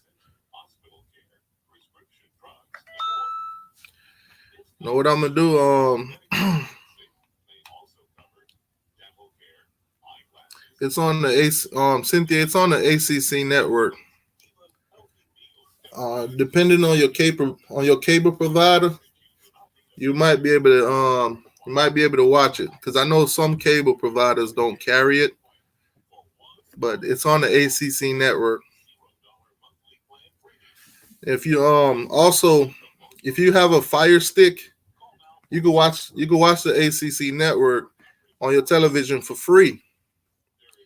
If anybody has a Fire Stick that does not have the ACC network, I could show you how you could get the ACC network on your Fire Stick for free. So where you can watch the ACC network for free. Cam and Lingard plan to come and ball at Miami. When Lingard left, it's like a brotherhood was broken. So you bet Cam is on a mission. Yeah, man. You could tell that when Lingard went to the Gators, man, you could tell that Cam was pissed. Cam straight up he went to social media and he straight up said it. You know what? It is what it is. Hey, if you want to leave, go on. Shoot, we came here to compete. If you can't stand the heat, get out of the kitchen. You know what? It's just like Ed Reed said, Miami. If you don't want to be here, we don't want you here. If you ain't come here to compete and work hard, we don't want you here. I mean, to if you look at Lingard's situation, Lingard on the other hand was begging. He was begging to play. Even that loss to LA Tech when they started putting everybody in to see what they could do. Even Tate Martell had a couple snaps in that game. Lingard didn't get on the field to do nothing, basically. They didn't put him in there and, hand him the ball or anything. They were scared of Lingard's injury. They were scared that he was going to re-injure himself. But if you have a player that tell you that he's 100%, he's ready to go, just because you're trying to save him for the future, that doesn't necessarily mean that's the best for him. If you go back to the middle of the season when he said he was at 100%, when he said he was ready to play, he wants to play. He went to social media and said he just want to ball out and make his father and his family happy and make them proud. That was like a call and saying, "Hey, give this guy some time. Right now we losing. We in a bad season. Give him some snaps. See what he could have done. See what see what he's working with. See if he's actually ready to play." But Miami was scared. Manny and all of them were scared that he was going to re-injure himself and we was going to lose a future running back. Look at the outcome. We lost him anyway, and we didn't see what he had to do. We didn't see what he could have been. We didn't see none of that. We lost him.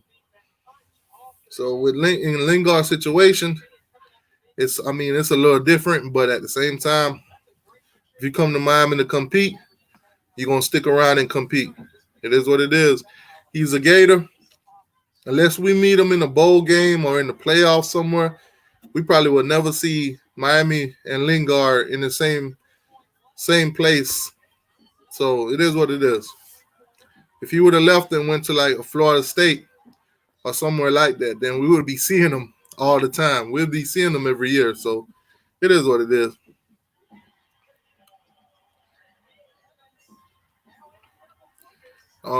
Right now, Cynthia, the transfer portal situation, I don't think right. I mean, before this whole Corona thing happened, Miami was going after receivers. They were going after the guy Rico Bussy out of what's the name?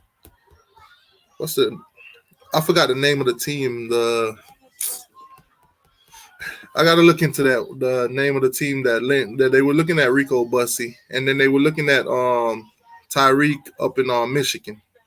Tyreek, but when the whole Corona thing started, that all seemed to came to a halt. But I did I did a video recently. It's like a minute and something long, where I put all the players that's in the transfer portal for Miami that's trying to leave. So y'all could check that out. You'll see it's a short video. It's a minute and something. It's just an update of who's in the transfer portal and who's already found a team to go to and who still hasn't found no team. Like Jaron Williams, for instance. Jaron Williams is still in the transfer portal. He has not found a team. I'm not sure if he's getting offers or he's getting teams that he's probably not interested, or he might get offers from teams, but you got to look at it from an academic point of view also.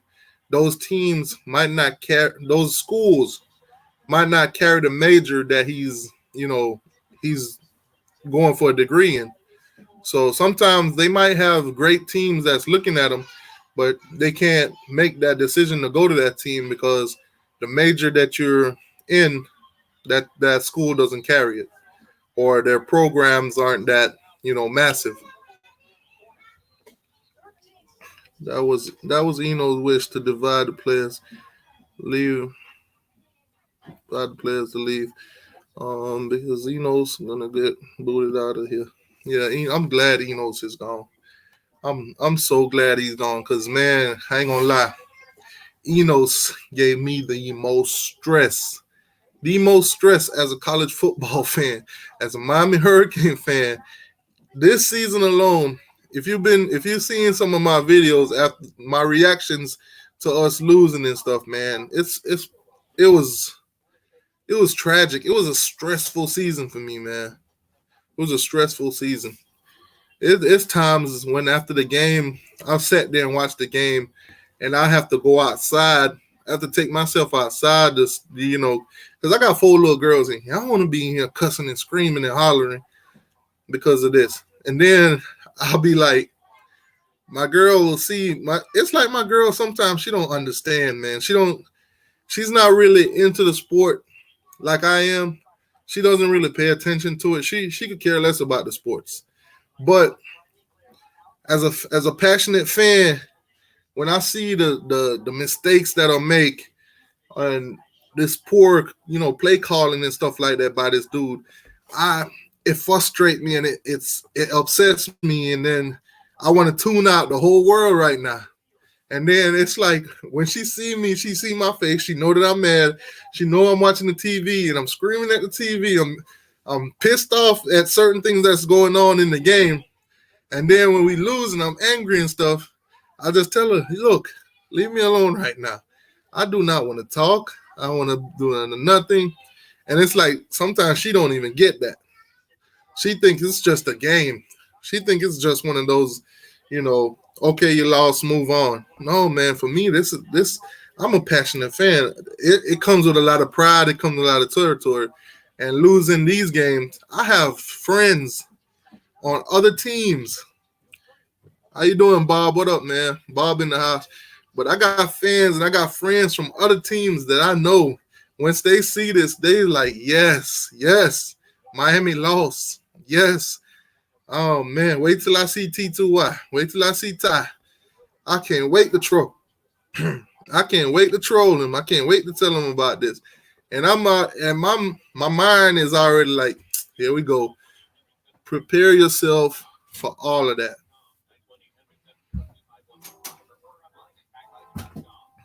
Uh, you said who's giving Miami a beating this year? Nah, I don't see no team on Miami's schedule that's gonna give Miami a beating. I do see that if the big word is if Miami were to lose this season, there's only two possible teams on that cupcake schedule that could pose a threat.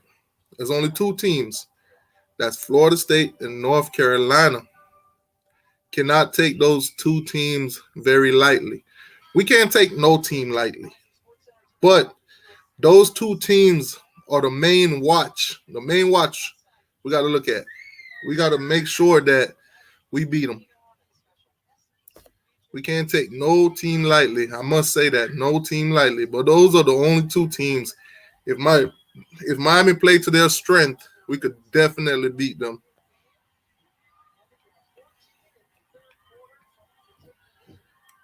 Yeah, like you said, Ray, North Carolina and North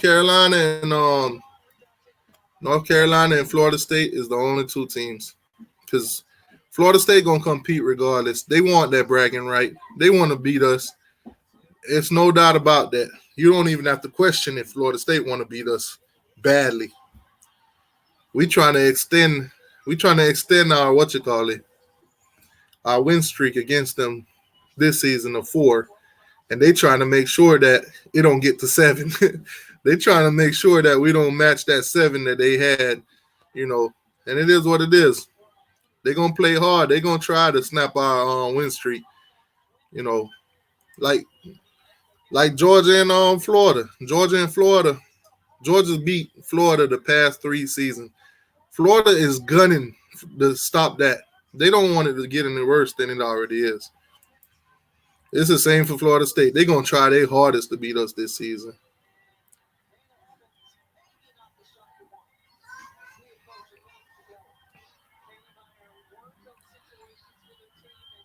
Yeah, definitely don't take no cupcake team lightly, man. No cupcake team lightly.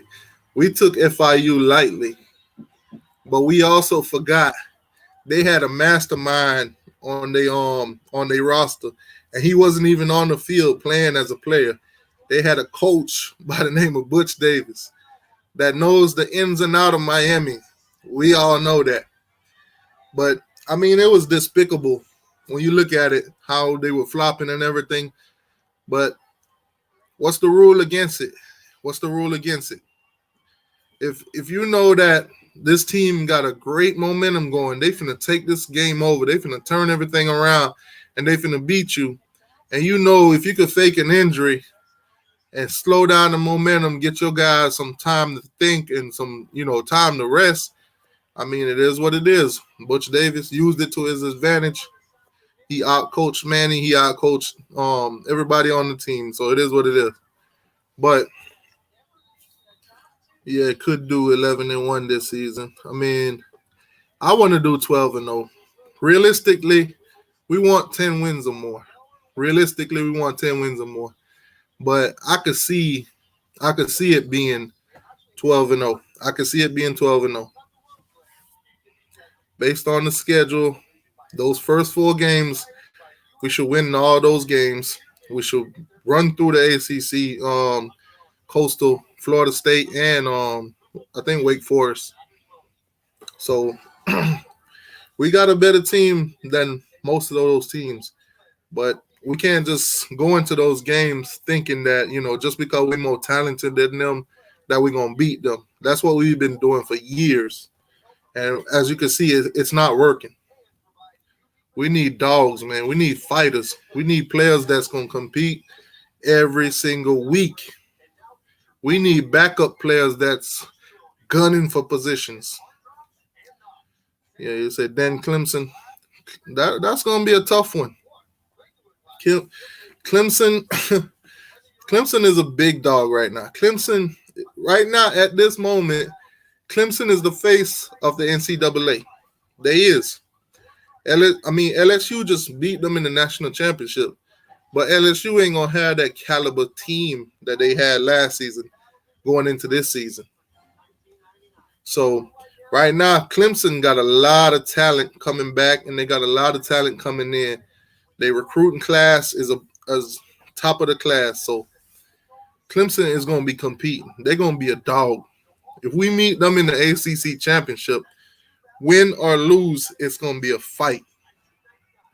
If we could go to the ACC championship, compete with Clemson, and not get blowed out, and we do lose, let's say by 10 points or less, I will not be mad. I will not be mad. I will know where we stand in the top of college football. I will know going into the next season if we keep improving that they are not that far ahead. They are not that higher level that everybody is putting them on that we can't beat them. But that's what we got to do. We got to get to Clemson first. We got to get to Clemson first. That's the major task. Yeah, with King and Perry. Yeah, King and Perry. King gonna get the start. Before the season started, it was all like they're gonna compete for the position and this and that. King was already given, the starting position, and then what would have happened in the spring was him and Perry and the other quarterbacks on the list too. They would have competed for that spot, and then they probably would have gave it to King anyway. Or if Perry would have outperformed him, then they do give it to Perry. But now it ain't none of those situations, ain't none of those predicaments. We're not looking at that no more. We're looking at King is the starter and Perry is the backup. That's what it is right now. If college football starts on time, but we didn't get no scrimmages, no extra practices, that's what it would be. It would be King starting and Perry backing them up, which most likely it would have been anyways. I feel the pain, man. I live in Georgia. I used to say all my coworkers are Bull fans. So Kane fans, I'm losing inferior teams. Oh, trust me, Anthony, bro. My Florida State fans, every one of them started hitting me up after we lost to FIU.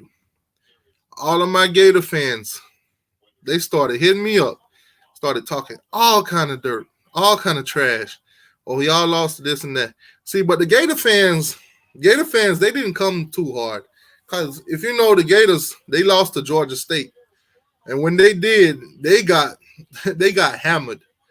They got killed during this. I was not one of the fans that personally went at them because at the time when they lost to Georgia State, Miami wasn't doing all that great at the time, so I didn't. I could care less what the Gators had going on. So, but with Miami though, when Miami lose to FIU, the whole world stopped at that moment. They stopped because Miami is one of the most talked about teams in the world. It's one of the most noticeable team in the world. That U right there, that U is one of the most notable things in college football. Miami was dominant during the 80s and early 90s when football was at its highest moment. So that U is noted is noted all across the country. So when we lost to FIU, the magnitude that that took, it was crazy. Everybody talking about it. Everybody. And it is what it is. We're gonna bounce back from that regardless. But we can't lose no more cupcake games. As a fan base, man, we can't take that. We tired of fighting off these trolls. We tired of fighting, man. We tired. I take on trolls each and every day, and they come with a weak team. They team be weak as dirt.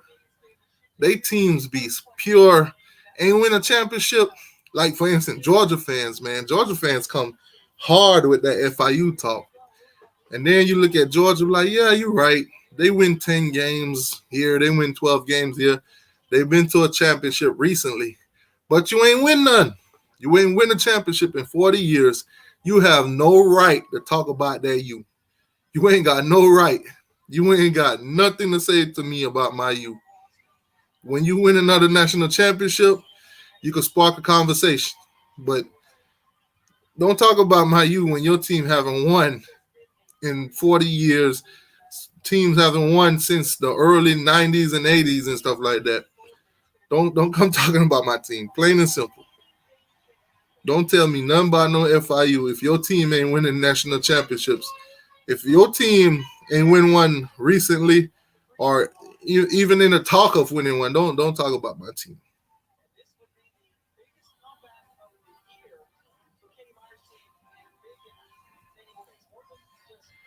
Yeah, Lulu Wolf, man.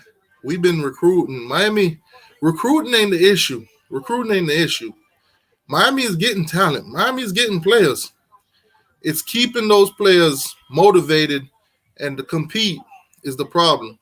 And the keeping them past 3 years is the problem. Keeping them out of trouble, that's the problem.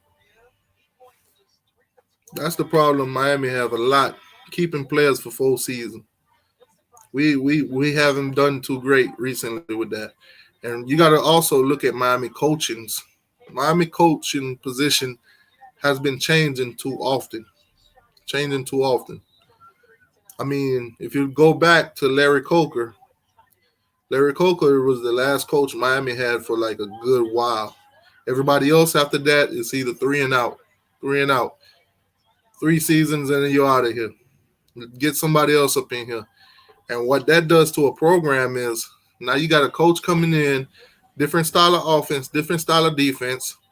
Everything that the players on the roster already has learned, they got to throw that in the garbage and learn a whole different system and run a whole different system. And then, you know, the coach gonna start recruiting the players that they want in their positions and everything like that. So now you got players that are competing on two different aspects. Because you got the players that the coach brought in because it fits his system, and then you got the players that's already on the team that are outperform them, but they don't necessarily have the knowledge of the system as good as the players that are right behind them.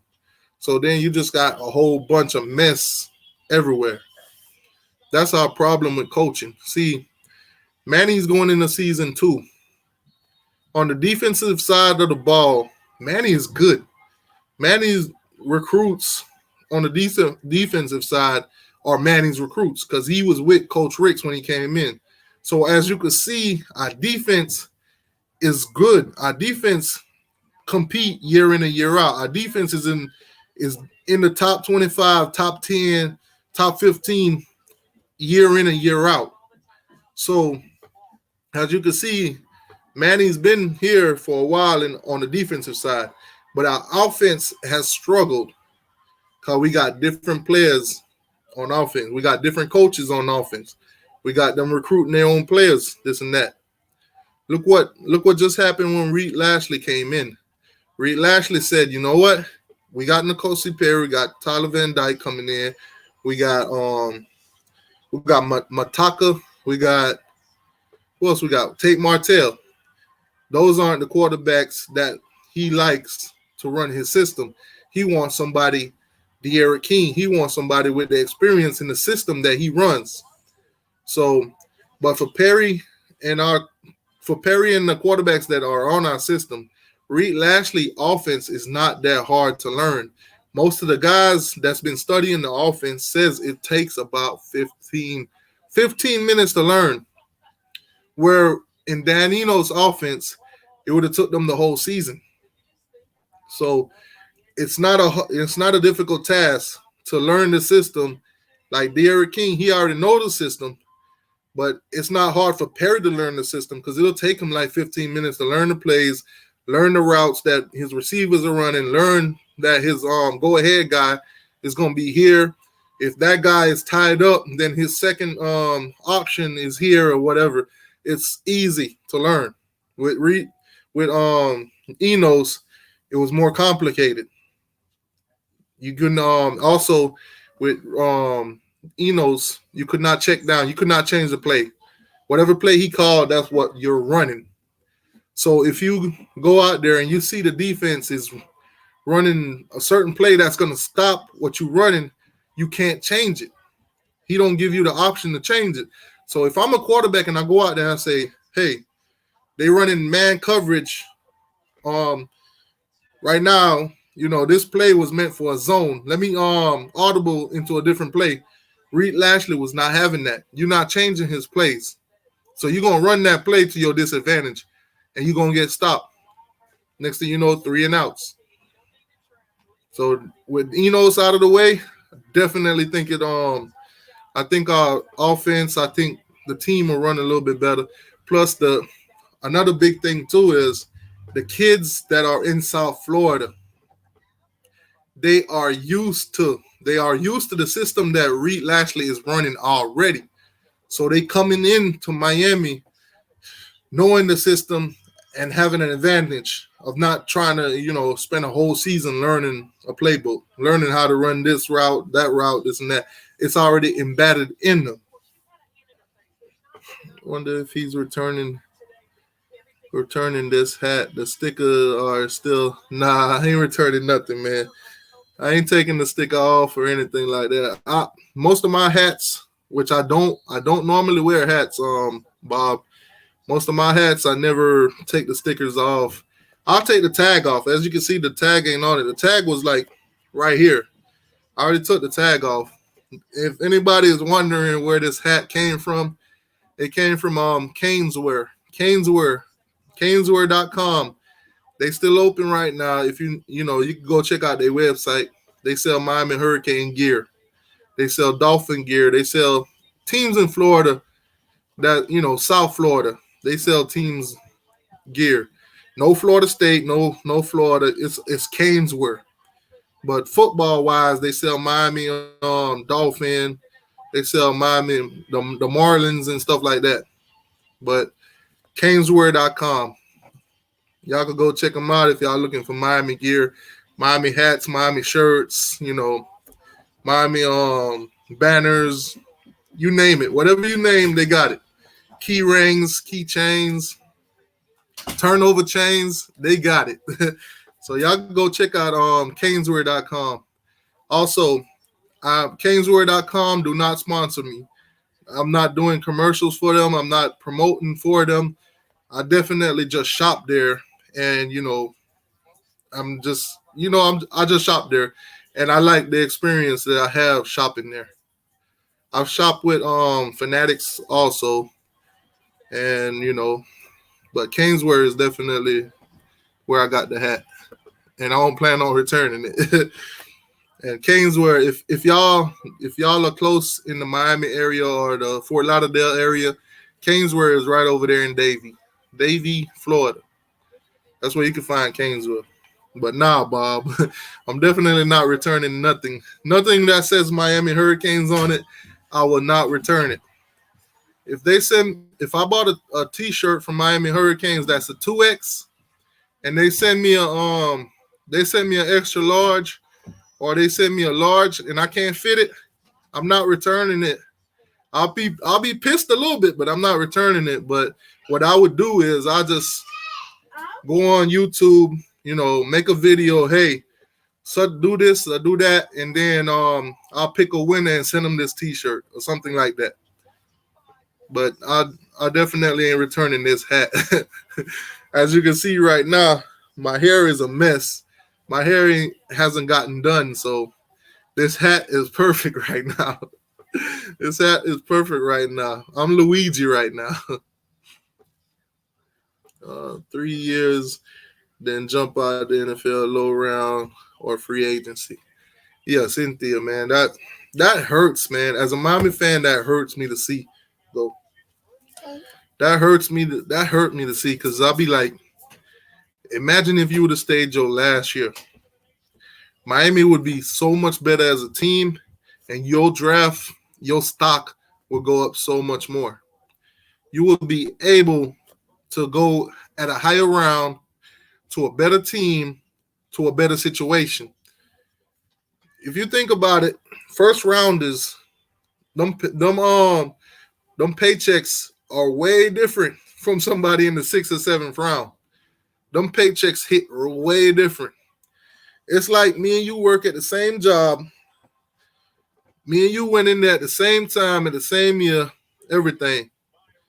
And then we both see a bigger corporation that we both want to go to. You decide that, with your 3 years here, you can move over there and start getting paid a little bit better than you are. And you do that. But I stick around at the job that I am. I pick up more experience here. And when I go to that job, they pay more based on experience. So now I come in and I'm getting paid more than you doing the same thing that you're doing.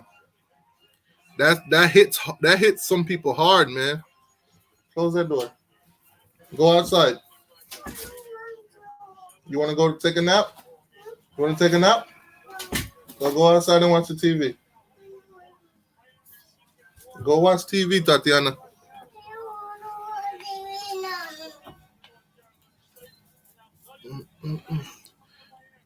Anthony, I'm not sure what you getting at when you say I'm.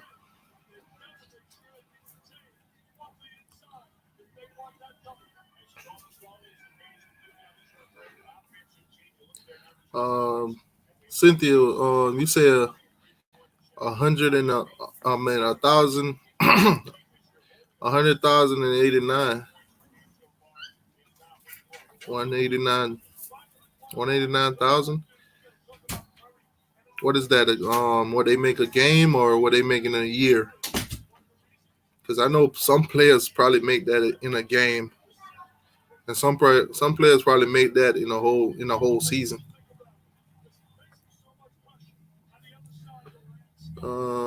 I'm really concerned about Brandy and his upcoming draft. I mean, it is what it is, man. A lot of these guys, man, they're gonna be gone. They're gonna be gone, but they're gonna get that cheap price tag. It's gonna be that cheap price tag. Same talent as the rest of them in the league, but just don't have that experience. Don't have the stats to back them up. Don't have that fourth season to put them over the edge to get them, in a better round. Go, in the top. As a player, if you can't make it through the first or second round, it's the money, the value goes down. Oh, that's the payment for a year for second rounders. Yeah. I mean, it's better than corporate America, but when you look at those other guys in the league that goes the first round and has those $1 million contracts and stuff like that, comparing yourself to the whole class. Unless you have longevity in the NFL, when you start doing them comparisons, you're gonna be like, man, I got 20 other receivers in the league that got drafted, and I'm getting paid the least. And then you'll probably have some players be like, I know I'm better than this guy, that guy, and that guy, but they getting paid more than I do. Tatiana, y'all give me a second. Oh, come on. Come on. Do you not have enough money? Really? Give me. Tatiana, give me that. I got Go. it. Let me put that in here. Daddy, are you gonna call that pizza? Yeah, I'm gonna call pizza. Okay, girl, okay.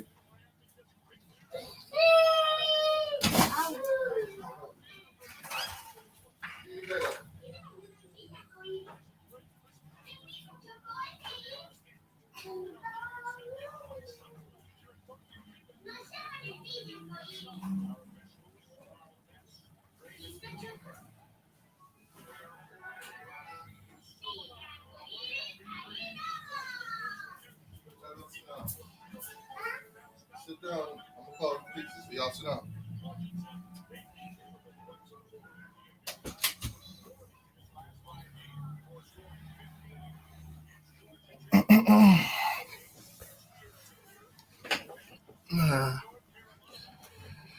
Yeah, man. Sorry about that, y'all, but I'm trying to do the show at the same time. I'm babysitting my kids because my girl, she's at work, and it is what it is. These times, you gotta stay home and everything. Right now, right now on the ACC network, they got Miami basketball, men's basketball right now. It's number one Duke versus number 25 Miami.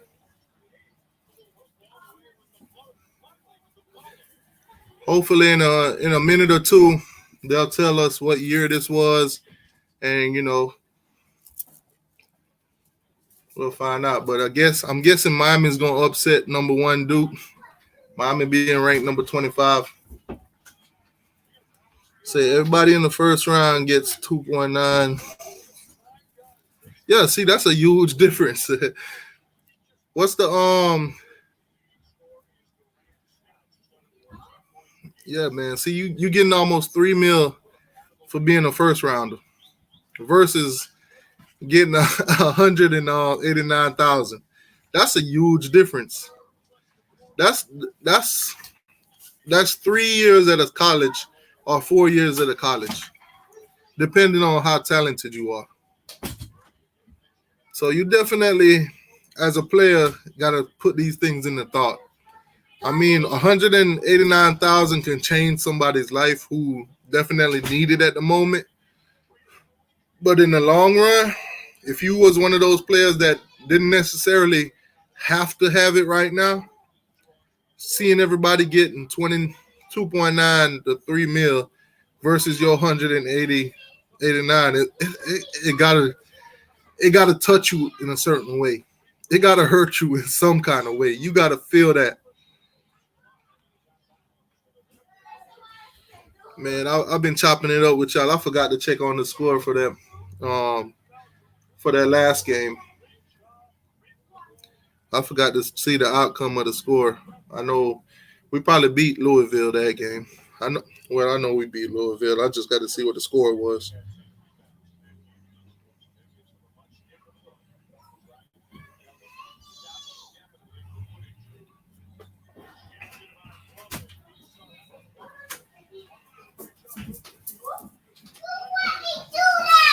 Go. Come on. Hold on, y'all. Daddy, don't say Daddy.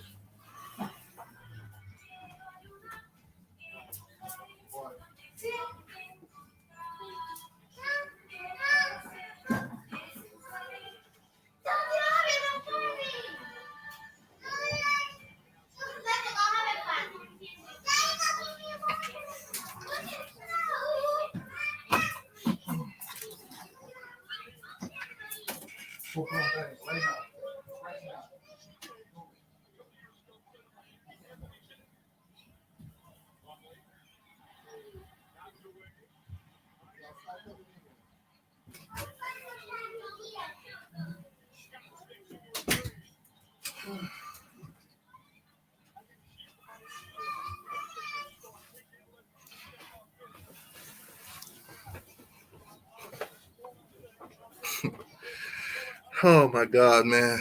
Kids. Have kids, they say. It'll be fun, they say.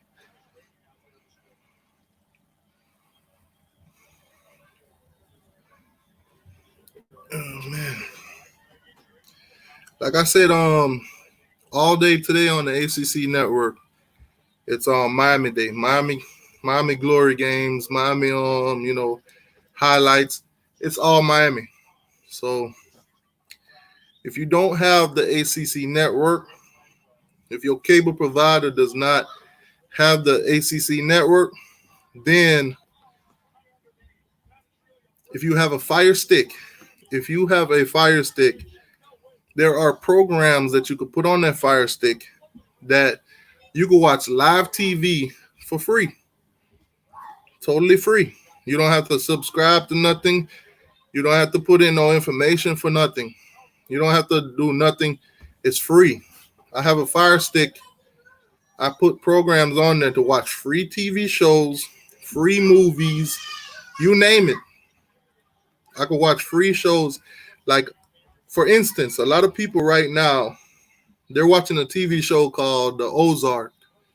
A lot of you guys probably heard of The Ozark. A lot of you guys probably already watching it. I'm watching it right now. I'm binge watching it. I'm not watching it today because, Miami is on, but I've been watching the Ozark on the Fire Stick for free. A lot of other shows that, come on TV, I watch them for free on the Fire Stick.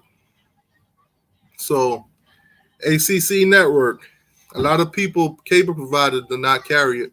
You can still watch ACC Network for free if you own a Fire Stick. If anybody need that information or anything, just let me know, and I'll let you know how to do it. I'll I'll, I'll give you links to step by step where somebody actually show you every single thing that you have to do this, to watch it for free. And it's not something that's complicated. It's the easiest thing in the world to do. It'll take you less than 5 minutes. Y'all give me a second.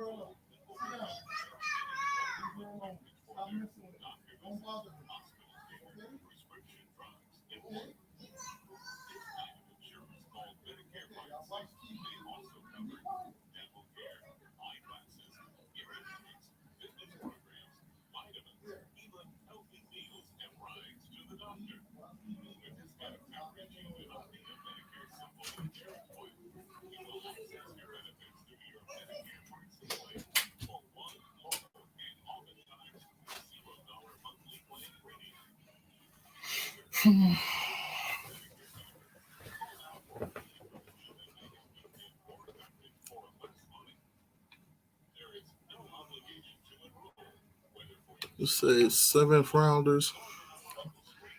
Okay, so as a seventh rounder, you can make a little bit over half a mil. It's not bad, but even with that amount, it's nothing compared to 3 million. I mean, it is what it is. I'd rather have that 3 mil than half a mil. But thank you, Cynthia, for all this information, man. I never even actually looked up the amount of money. I knew it was significantly higher to be a first rounder. I never actually looked up the actual numbers. let me call these let me call these kids a pizza. I definitely don't feel like cooking, so I'm gonna call them a pizza.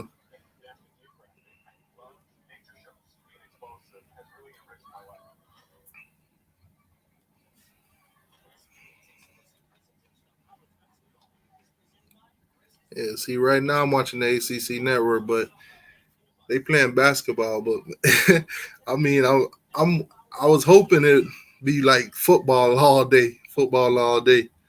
But I mean, I knew it weren't gonna be that, but that's what I was hoping for, football all day.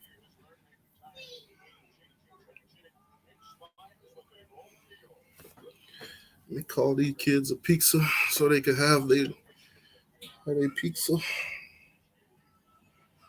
so they can have their pizza, make a mess. Crazy.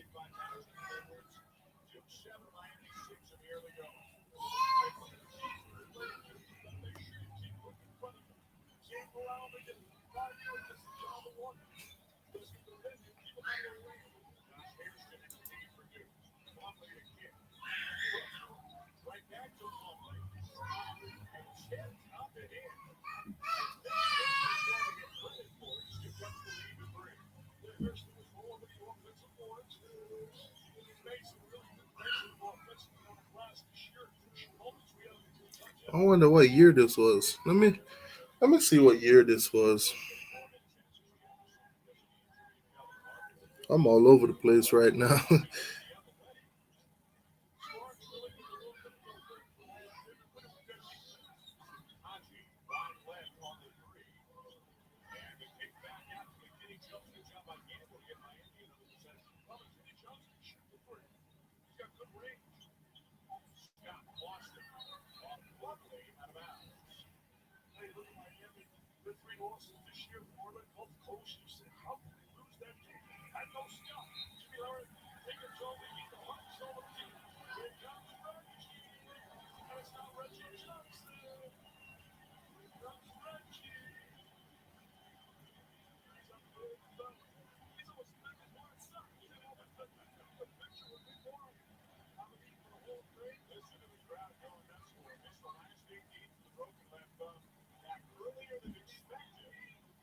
Mm.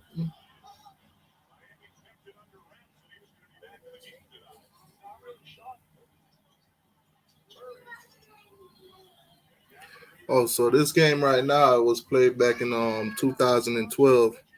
That's when Miami won the ACC title and the ACC championship. That year Miami basketball was looking decent, man.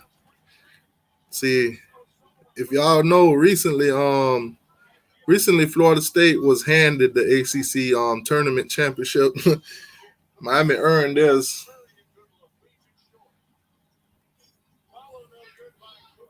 Yeah, Miami earned their championship. We earned our ACC bid. It say second round is. Oh, Cynthia say second round is 1.9 million. Third round is 1 mil. Fourth round is eight. Yeah, see, them numbers keep getting low once you hit them rounds. Once you hit them rounds, so as a player, you definitely want to go in the first round. You definitely in the first round, and you definitely want to go in the probably in the top five.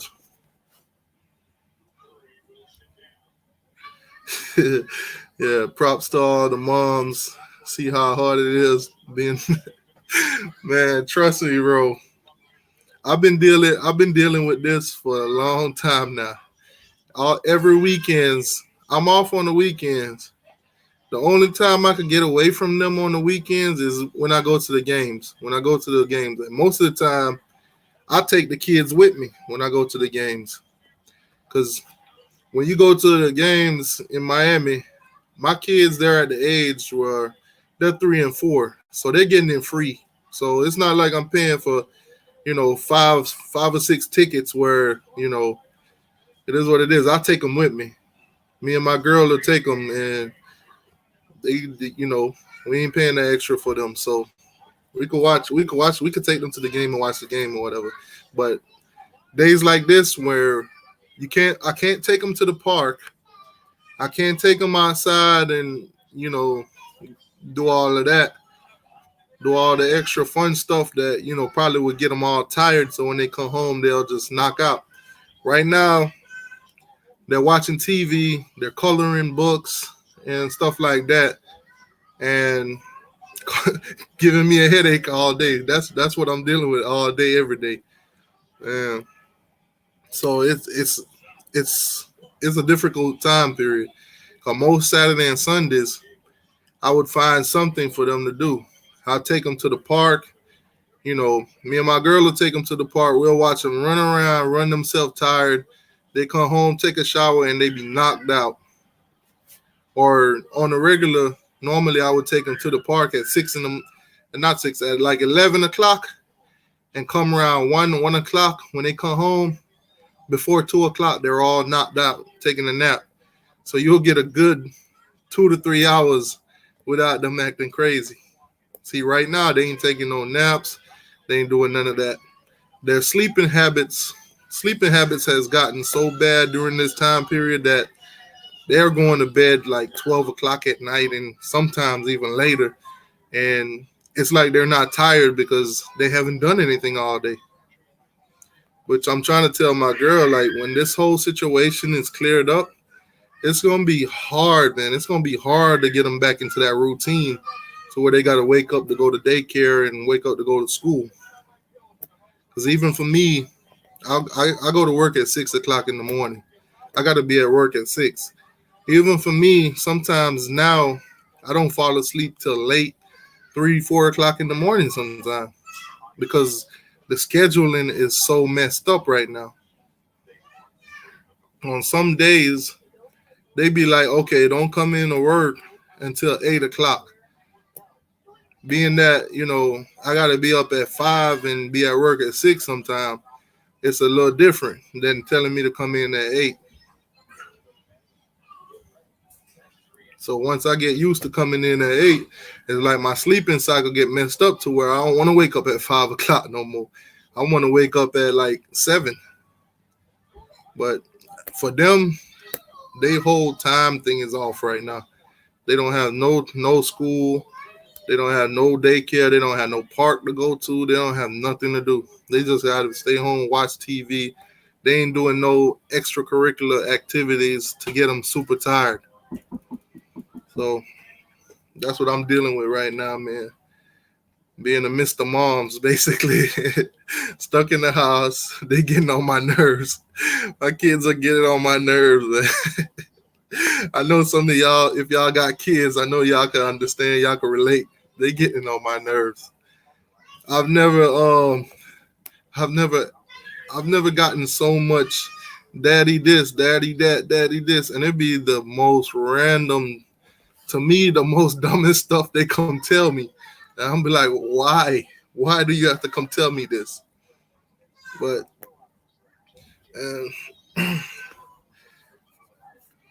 this is a crazy time. But the fact that there's no sports going on and stuff like that, this stuff, I take it a little serious.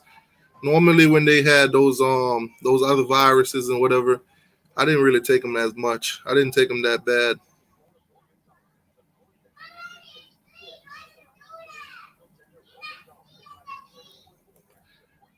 Sorry, channels. See, the problem with my kids, I have TVs. If you've seen my recent videos, I've thrown TVs in the garbage because they break them. So it's to the point now where I don't even put a TV in their room because I'm replacing TVs every other month.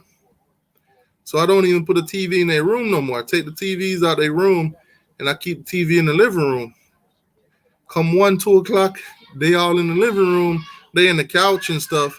I go to look at them. All of them, their eyes are wide open. They not sleeping. They don't look sleepy at all. And they sitting there watching all kind of Barbie cartoons, all kind of Disney cartoons and stuff. And none of them ain't sleeping. None of them ain't sleepy at all. So it gets to the point where I say, okay, turn the TV off. I don't care what time it is now. Y'all got to go to bed. They all want to cry. They all want to cry. It's crazy, man. This, like I said, this whole Corona thing got the whole schedule messed up.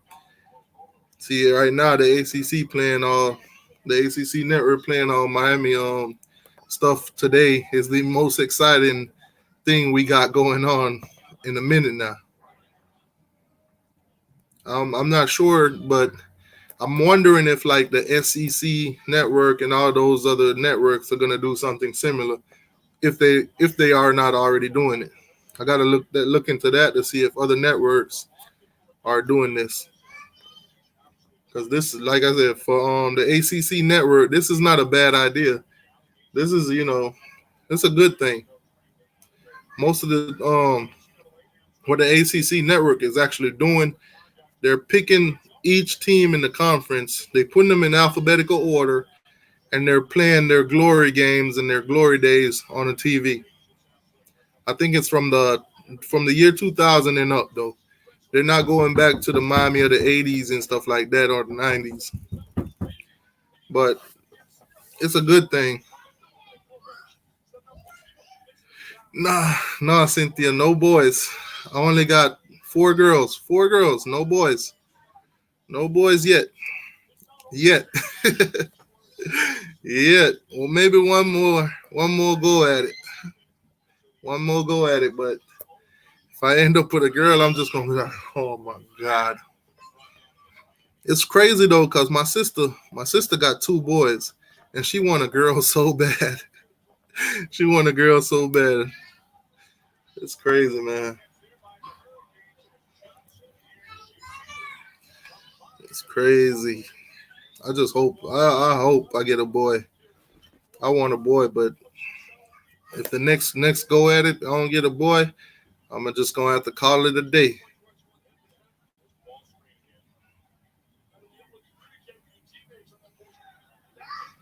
You just don't know, man. My last one, I was praying for a boy. I was praying, God, let this be a boy. Let this be a boy. I'm finna have him all. I'm finna have him hurricaned out. It hit different when you had a little son. When you cause everything I buy Hurricane, I was gonna buy him the same thing in the small size. We're gonna be walking around here, little mini hurricanes, big hurricane and little hurricane. I'll be the tropical five, the category 5, and he'll be the little the little warning or something, man. But I'm definitely hoping for a boy. Hope I get a boy soon. Right now, I'm just trying to like let my girls get a little bit bigger before I try for a boy because I don't want them all young at the same time. Because, whew, I don't want to have to deal with all of them at the same time. Same, you know, them early threes and fours is the worst. They don't listen. You tell them one thing, it just go through one ear and come out the other.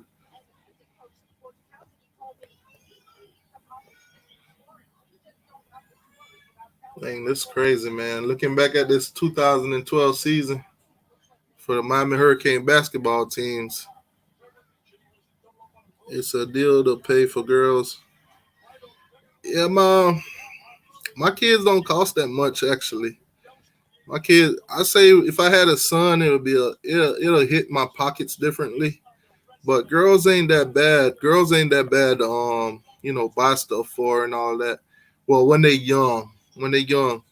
See, once they start going to school in the higher age, where kids start looking at it like your shoes, your clothes, and all that kind of stuff. That's when it's gonna start really hitting my pockets. That's when it's gonna start really saying like, okay, you know, I need to buy my daughters, some name brand stuff and this and that. Not saying that they necessarily need it, but to keep them from getting picked on or being a part of, some of the stuff that I went through as a kid, I'm definitely going to, try to get them the best that I can, because story about my life, I didn't always have the best stuff.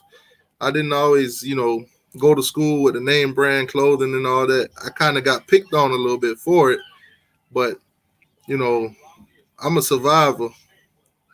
I'm I went to school. I came from Jamaica when I was 9 years old, and I went to school in Belgrade. So you can just imagine if anybody on here, if you know where Belgrade is, or if you know Belgrade is like a big hood. It's just like a big hood.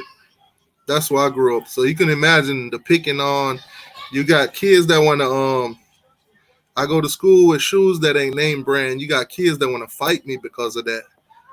It's like it hurt them to see me not wearing name brand to the point where they want to fight me. Like they're wearing Jordans and stuff, and I might be wearing something with no name or just some off brand or something, and they want to fight me for it. Growing up as a kid, I never got that. I never understood that. Like, what would make you want to fight somebody because they're not wearing a brand, because they're not playing wearing Jordans and stuff like that. It gets you got to be a tough person to survive those back in those days. See, nowadays they got a lot of programs and they got a lot of people actually teaching kids about bullying and all that stuff. So it's a little bit different now. It's a lot more educational stuff going on about bullying. A lot of people are taking a lot of stance against it. But me personally, I went through it. I came out fine, but I can't say the same for everybody because everybody's situation ain't the same. Everybody ain't built the same. Everybody built different. So with me right now, my girls, like you said, girls are expensive, but at this point in time, they're not running me yet. They're gonna start running my pockets soon, but it's not at the point where they know about brands. They know about this. They know about that. They want this instead of that. Anything you give them right now, as long as it's colorful, it's pink, and it's pretty to them. If it got little Disney characters and stuff like that on it, they love it. They don't care. Wait till when they get to a certain age, though, it's gonna all that's gonna change. Oh no, it's good, Cynthia. It's good. I mean, I went through it, but at the same time, it made me into the person that I am today. I survived it. I mean, my I remember my first job, man. First job is at Lion Country Safari, the zoo. My first paycheck, I went and I bought these pair of Jordans. At the time, they ran me like $130. $130. I wore them like three times. Three times I wore them Jordans. And the feeling of fulfillment that I was looking for, I didn't find it. I didn't find it. I was like, people make this feel like it's the world. Like having these are the best feeling in the world. And I didn't feel nothing. Those Jordans, I wore them like three times, and then I gave it to one of my homeboys because he liked them. He seen them, and he's like, "Yo, I was like, I barely have anything to match with them. I really don't care for them, so I just gave it to him because they meant the world to him. And I learned like the amount of money I spent on it. I could have bought some other name brand stuff that I would have liked and cherished a little bit better, and I would have had more, and I could have done more with that money to my enjoyment. I could have took that money and went somewhere, did something, stuff like that. But for my kids though, if that's what they want, that's what I'm gonna try my best to get them. But I mean, it is what it is. I grew up. I grew up through those times, and especially coming here. When I came here, I had a strong, I had a strong Jamaican accent, so it hit different. It hit different. Kids during my time, kids were real assholes. They were real assholes. It is what it is, though. All right, so ACC they got the men's basketball right now. Men's basketball back in 2012. Miami versus Duke. Duke number one. Miami number 25 in the country. So we just made the top 25. Duke is number one in the country, and we finna knock them off. That's what's up, man. 2012 was a great year for Miami in basketball, man. I just wish we would have took that momentum from that season and kept and carry it on. Build Miami basketball into the dynasty that the football team is. But you know what I noticed a lot of people don't realize that Miami do have four four four rings when it comes to that baseball team. Miami has four rings. A lot of people don't realize that. A lot of people just realize that the Miami Hurricane football team has five national championships, but a lot of them don't realize that we also got four rings in baseball. I've tried to find the rings for baseball. It's tough. It's tough to find them. I'll be trying to have the whole set of them. I want to have the whole set of them, but it'd be tough to find them. It gets to the point now where I might just have to settle for some replicas. Like get the design of them, get how they're made, and have one of those companies, that does the class rings or whatever. I'm just gonna have to have them made. But it's tough to find those baseball rings, man. The football rings, the football rings, they not that hard to find. If you can't find the original, you could have them made yourself by schools, by companies that you could have them made by companies that do class rings and stuff like that, championship rings. They can make them for you. But yeah, it's a tough thing to find the Miami Hurricane baseball rings. I just hope, we find a way to win a basketball championship. It would be nice to have, like, three or four of those under our belts too. That'll just, make us more dynamic in every sports. But yeah, man, those baseball rings are hard to find. I mean, I keep searching for them, but if I can't find them, I'm gonna have to get some replicas made. I think I found one of them one time, and they were like almost 4 grand for it. I'm like, nah, can't do that at this moment. Can't be doing that. Yeah, that thing hit different. It's heavy too, man. It's real heavy. Thank you, Cynthia. Thank you. Yeah, it's heavy.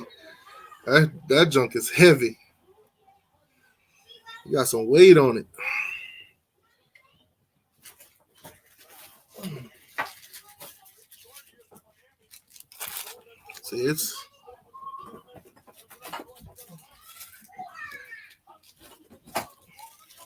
See, I got all of them.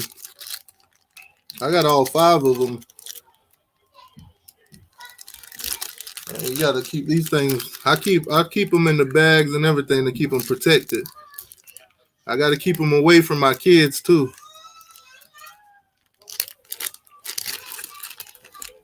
Yeah, you're right.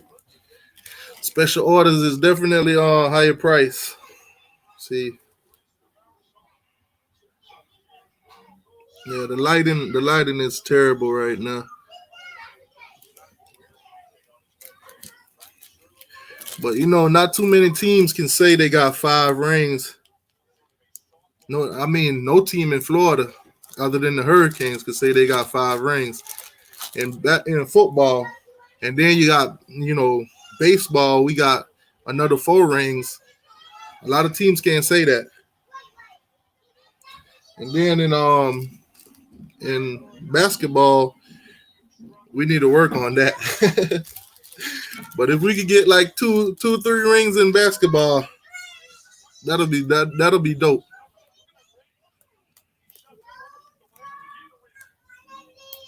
That'll be real dope, man.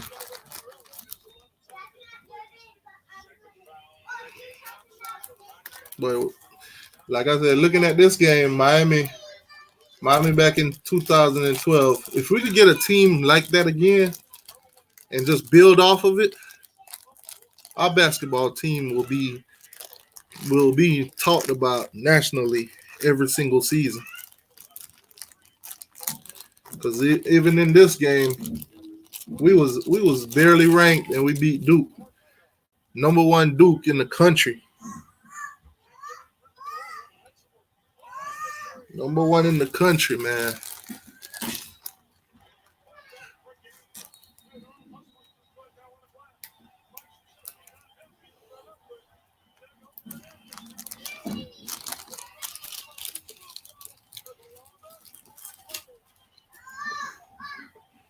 See that?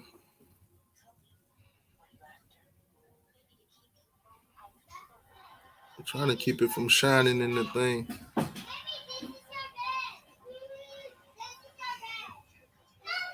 See, it just see it's they heavy on the hand, man. Damn pine cone has blossomed. The damn pine cone has blossomed. How's Miami, my friend? I'm doing good, Gator Hater, man. I'm doing good. Can't really complain.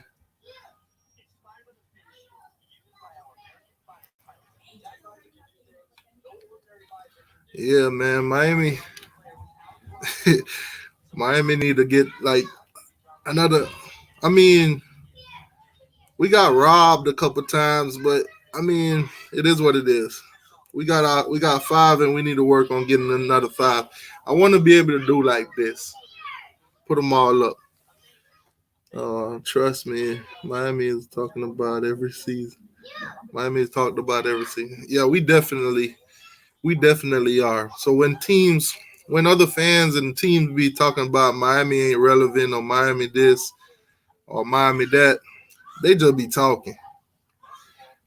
The Big East, you saying this the Big East, but a lot of Florida State fans don't realize is they say that the Big East was easy, but do y'all know the ACC was weak before Miami and Virginia Tech came in there?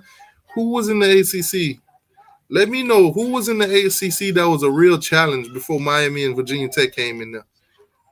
Because the ACC was only what? Clemson and Florida State, what? Duke, Virginia, who, who? North Carolina, who? Who was in the ACC that was so challenging? I mean, hats off to the Florida State Seminoles for winning their ACC championships and everything like that. But who were you guys playing? Y'all keep saying the Big Easy, the Big Easy, the Big Easy. The Big East was the Big Easy. Who was the ACC? Who was the ACC before Miami and Virginia and Pitt now, and all these other teams starting to come in there? Who are you guys playing? You guys weren't playing nobody. So Florida State dominated the ACC, of course, because they was the only good team in it. They was the only good team in it. They won the games that they were supposed to, and they lost the games that they were supposed to us, of course. So it is what it is.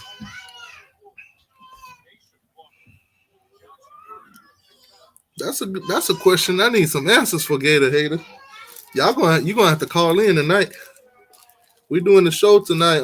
Me and Turn Tally, we doing the show at 7 p.m. tonight. North Carolina. North Carolina was the only challenge that Florida State had in the ACC before Miami and Virginia Tech and all that came in there. Damn. See, I can admit Miami did not live up to the hype of the ACC. They did not live up because we didn't go to the ACC championships. We didn't win in the ACC championships. I can admit that. But when Miami and Virginia Tech came in, Miami stumbled to Virginia Tech, and Virginia Tech actually went in and won the title. They came in and won the title in their first year. That showed you the level of competition that the ACC had before we joined. Florida State lost. They lost to Virginia Tech. They almost lost to Georgia Tech 2014 also. They almost lost. They won that game by 2 points. So ACC is not as hard as people thought it was before Miami and Virginia Tech joined. A lot of people just be trolling. They just hate Miami that much. Oh, Miami didn't win the ACC championship. A lot of people hate Miami because Miami won championships or dominated the seasons that they thought their team was going to be something. I mean, Notre Dame at this moment should really hate Miami because the last time they came down here, they had if they had beaten Miami the last time they came here, they probably would have played in the national championship. They came down here and got rocked and sent home. But if we hadn't beat them and as bad as we beat them, they probably would have went to playoffs and national championship if they would have beat the teams that they needed to beat. I don't think they would have beat Clemson, but I mean it is what it is. Let me show you one more time, Gator Hater, before I put these things away. These bad boys away, man. Gotta love these things. You know what I'm gonna do? I should bring when I do the show tonight. I should bring three onto the show with me. Don't bring all five. Just bring three because I know if I bring on five of them, then Florida State gonna look at me funny and be like, oh, so we brought 3 rings to the dinner table and you want to bring 5? You think you better than everybody? Oh man. We're Florida State. We playing anybody, anywhere, anytime. We're playing the grave. Hey, I played a lot of games. I played a lot of football games in the streets, man. I played a lot of games in the streets where we'll be out in the middle of the street playing football. Every time a car come by, we'll move out the way, let them drive by. Probably get all mad at them for even coming down the street. But it's pine. Mr. Nose.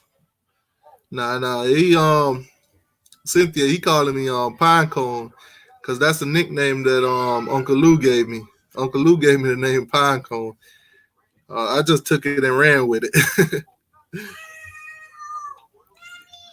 Yeah, right now I wouldn't consider it a pine cone or even a pineapple until I wash it and my girl redo it. I don't know what it is right now, but it's definitely gonna be braided. Yeah, I'm not gonna do the whole plait thing.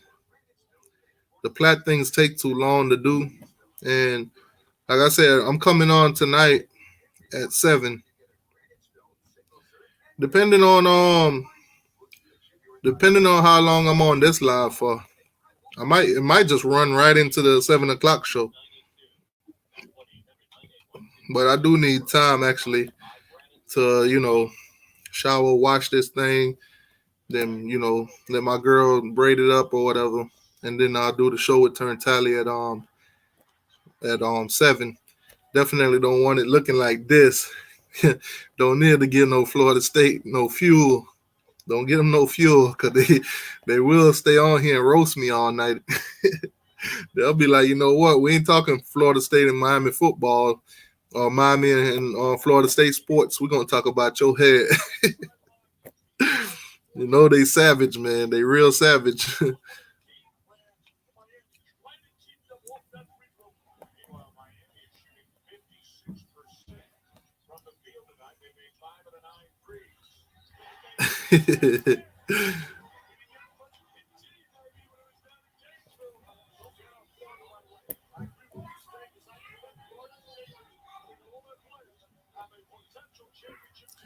Yeah, you right about that on Gator Hater. We definitely live up to the ACC hype, but it's a lot of factors that go behind that.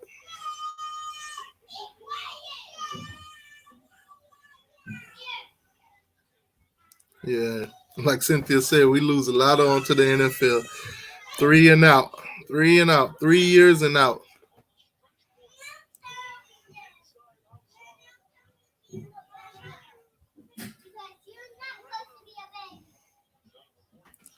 The kids that Miami put in the pros could go to FIU and go to the pro, go to the NFL. I mean, the team, the team has a lot of magnitude behind its name, sir.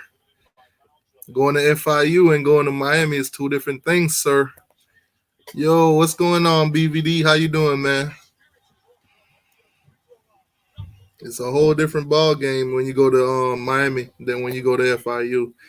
That magnitude, that level of talent, that level of games that you play is on a whole different level. It's on a higher range. You're not gonna go to FIU and play teams like Florida State year in and year out. You're not gonna play competition like the ACC competition. When you go to a team like FIU, who is in their conference that you're playing every season to really say to the pros, hey, this guy is a top level dude. He played against the best. You're not gonna say that about FIU. Tennessee is back is backer than Miami. Hey, thank you BVD for the $2 donation. BVD line again. Now, but Tennessee, I see Tennessee rising, man. I see every team that was doing great. They're gonna rise up again. You can't keep us down too long. I see Tennessee as one of those teams in the SEC that you've been down so long to the point where it's got to rise. It's got to go up. It's gonna go up.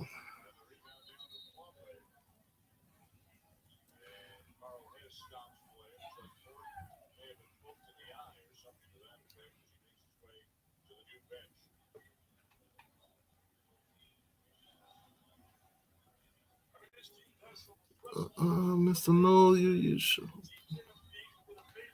But it's good. Um, what up, No Nation? Hey, oh, man, thank you for the reminder, Bob. I was supposed to order a pizza for the kids about 30 minutes ago.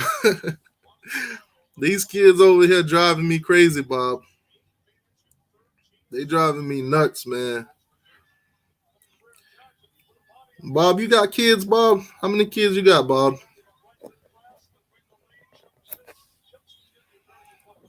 Yeah, but like BVD said, man, Tennessee and Miami. We've been down for too long. We gotta rise back up.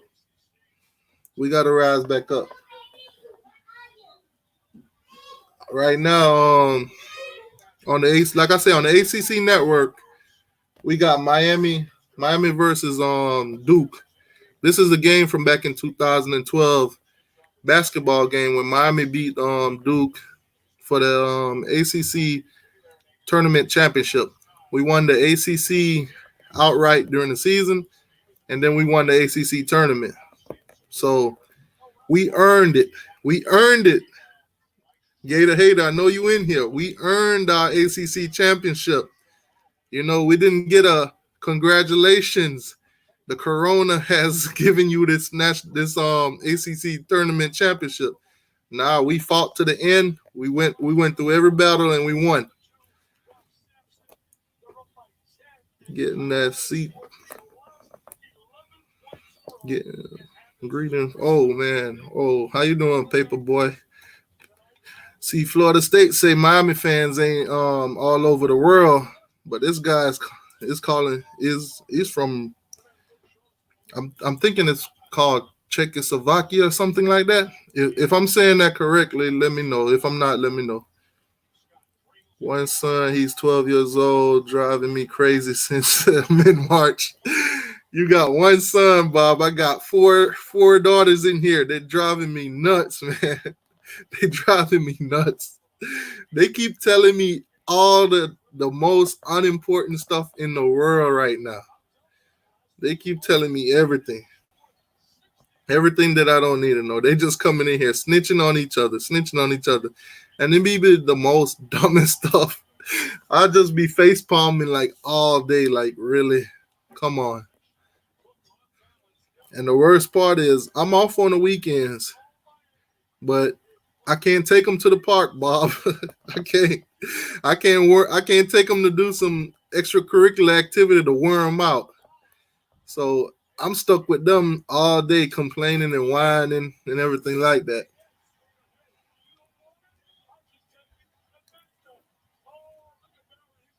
Yep, everything's important to them, BBD. Everything. If they daddy, I can't find the comb for the Barbie doll and stuff like that. I don't know where it's at. I don't know where you put it. Nah, but they expect that to become my problem. And then they'll whine and cry about it all day to the point where I'll be like, you know what? I'll just leave my hair to look like this, and you can have the comb that I use for your Barbie doll. It gets crazy, man.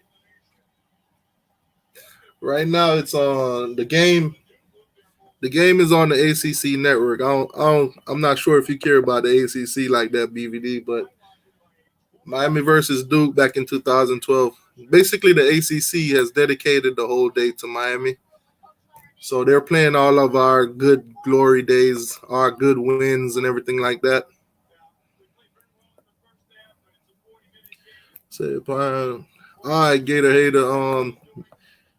I'll catch you tonight, man. Thank you for stopping by. Oh, Czech Republic. Okay, fell apart 30 years ago. See, I'm my bad on that paper boy. I don't really keep up, so I can't really tell. This Bob says I'm watching the Super Bowl from '98. '98. Wait, hold on. Who won? Hey Siri, who won the Super Bowl in 1998? The Packers narrowly lost to the Broncos in the Super Bowl on January 25th, 1998. The final score was 31-24. Oh wow! So the Packers won in 1998. But was that the '98 season or was that the 2000 the '97 Falcons and Broncos? Okay. Hey Siri, Falcons versus Broncos in the Super Bowl. Just a sec.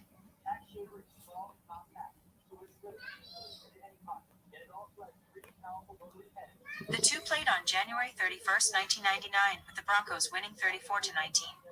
Okay, so the Broncos won 34-19. Hey, Bob, are you a Broncos fan? Teacher's running out of teacher running out of cookies. Oh, man.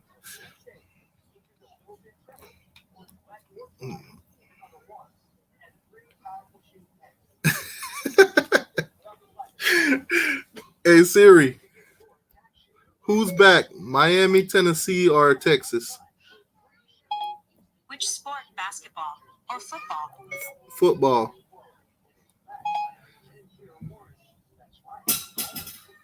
Just a sec. Here's the upcoming schedule for Miami on September 5th, 2020. Miami and Temple game is on September 5th. The time hasn't been announced yet. Texas and South Florida game is on September 5th. The time hasn't been announced yet. And Tennessee and Charlotte game is on September 5th. The time hasn't been announced yet. Well, thank you for that information, Siri. You didn't quite answer my question, but okay. At least we know when the games are played, if they get played. Is Henry say Miami fans absorbed? What absurd? What do you mean by that? I guess she's not getting in the middle of it. It'll be crazy though if Miami and Tennessee were to meet in the national championship, both being 14-0. That'll be amazing. But I mean, looking at our schedule and looking at y'all schedule, BVD, I think I think it's more likely that Miami will get there. Because I mean, other than Florida State and North Carolina, who do we play? Who do we really play this season? That's gonna say, hey, Miami's gonna lose a guaranteed 4 games or so like that. We don't play nobody really. If we were to lose these games, if we were to lose and not have at least 10 wins under our belt this season, then we really need to look at ourselves as a program with this schedule that we have. Miami going undefeated in 2020 like the rest of the college football. That's not fair.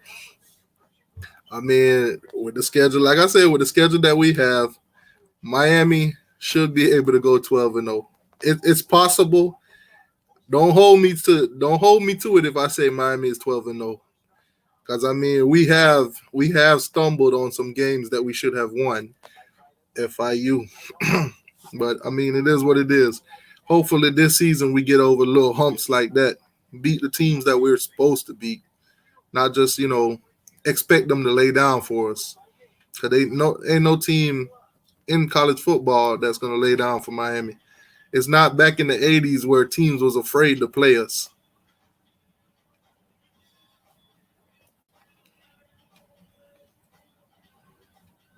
Miami O line was bad last season. Do you think there is a real optimistic with the same players? I think I think Anthony, those players from last season on that O line, I think they learned from their mistakes. I think they learned from running Dan Eno's, play calls and schemes and, you know, on that line. I think they learned from it. I think they picked up the experience. I think they'll do better this season. They for all our hopes' sakes, they better. But the offense that we running is a fast tempo, so a lot of pressure is going to come off of that offensive line because the ball is going to get out a lot faster. But even with that bad play calling and stuff like that, Miami O line last season looked terrible when you look at it from a without actually looking at the dynamics of the rest of the season, or the rest of the NCAA, because Miami O line, believe it or not, averaged a time of 2.52. The rest of the nation average was like 2.2, 2.22. So our offensive line looked terrible because we was holding the ball too long in the back. So I mean, it is what it is. Nancy, 13 ice cream, no winkles for sure. Big deal. It's easy. You said Miami season, Miami schedule is easy every year. That's what you're saying, Henry. I mean, to a certain extent, that's true. That's true. We have easy schedules. We just sometimes we beat ourselves, and sometimes we take teams lightly. Sometimes we don't finish them off when we had our foot on their necks, and they come back and they stun us. It is what it is. It's been like that for a while now. We had a lot of coaching issues too. Basically, what Miami doesn't have during the season most of the time is that consistency. They'll come out and they'll go on a 3-4 winning streak run, whatever, doing all the right things, and then all of a sudden you lose to a team that you're not supposed to, or a team that they had you beaten by 2 or 3 touchdowns. Then we look at it like, I mean, what were we doing in the last 4 games that we didn't do in this one? We got players that are getting comfortable in positions that we don't have depth for. So it's like, who is your competition? If you don't have somebody behind you that's willing to take your spot every given week, sometimes you're not going to work as hard as you should.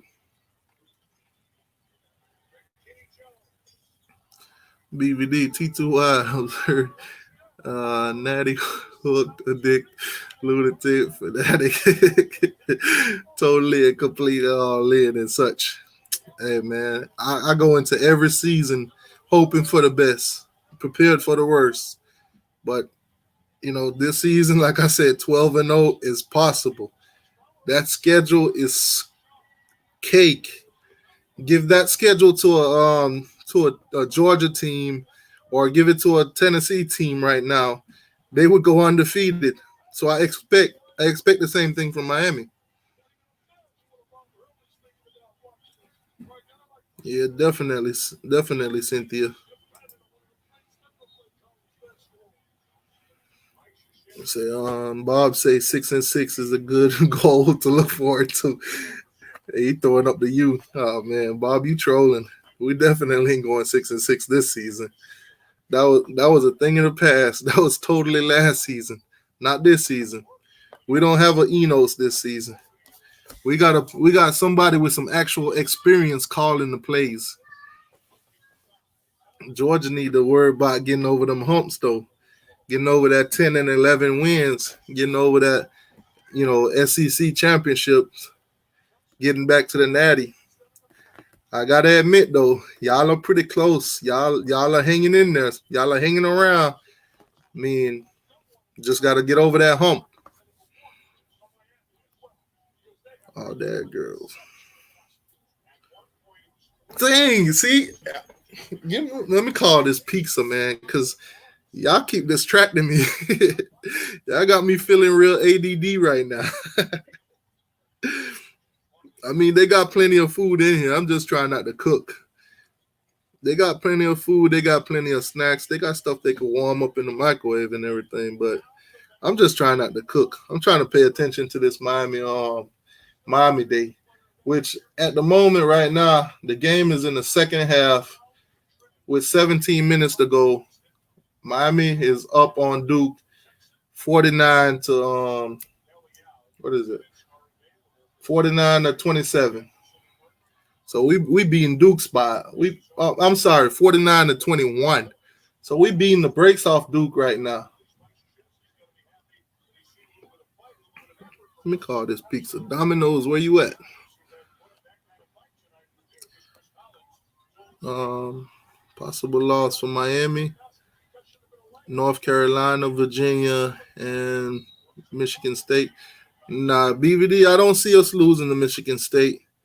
Based on their current roster, based on their recruiting and everything like that, I think FSU and North Carolina are the ones that we really should worry about. I mean, don't sleep on Virginia either, but I think we could beat Virginia, no doubt. We could beat Michigan, no doubt, but it's North Carolina and Florida State that we should really pay attention to. Florida State, Virginia Tech, we might be gimmies either. Yeah, Virginia Tech. We don't take Virginia Tech lightly no year. I mean, no year. Even when they're at their worst, we don't take them lightly because it's kind of like that rivalry thing between us, where they gonna play their hardest every time they play us. It's like they got something to prove. Order BVD some pizza while you're at it too. Oh man, I don't think BVD want no pizza. I think BVD tired of pizza.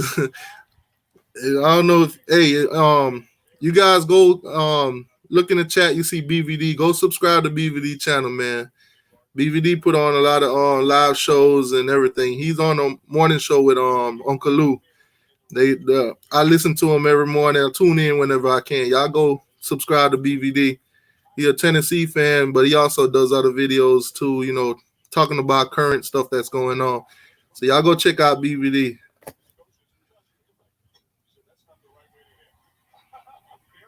Domino's Pizza. When you have kids, the pizza place, when I call them, they got all my address and everything stored in they system. Y'all give me 1 second.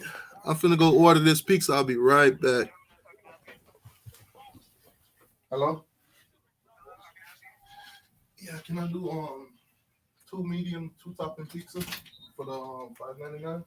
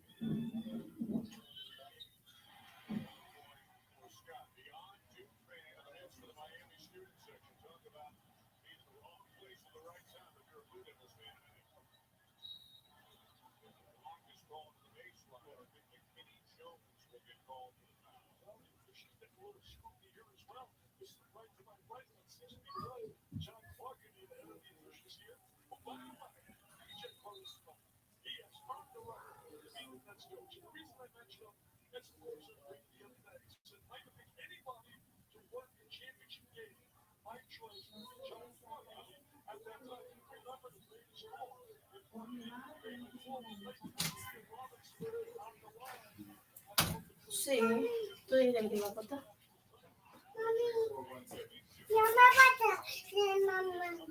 No me diga nada, porque mira la casa como la usted la volvieron un 8. Mm. Okay. Can I'm on live. you know it? Huh? I'm on live. Why you Taiwan is you all the time with that shit? Okay. Tú estás escuchando, ya él está en su maldito internet, ya él cambió totalmente lo que se iba a hacer. Oh, no problem, BVD. Ya él está en el internet Yeah, hablando go. mierda con su Go. gente. Ya Go hizo sit down. la Pizza's tragedia on the de way. la noche. Okay, so I finally ordered the pizza. Finally ordered the pizza, man. Yeah, my girlfriend just came home too. She's already making a lot of noise. Yes, I make a fucking noise because you don't do nothing. Come on, Ty. Don't go here. Tati, déjame llamarte ahora. I don't want to talk right now. No, I I'm don't on care. this I show. say you come by and Yes, come we here need. because I need to Yes, we talk to need you. dub guys all thread. Take our spot. Don't perform starters will be more. Miami need depth. Yeah, Miami need depth in a lot of positions.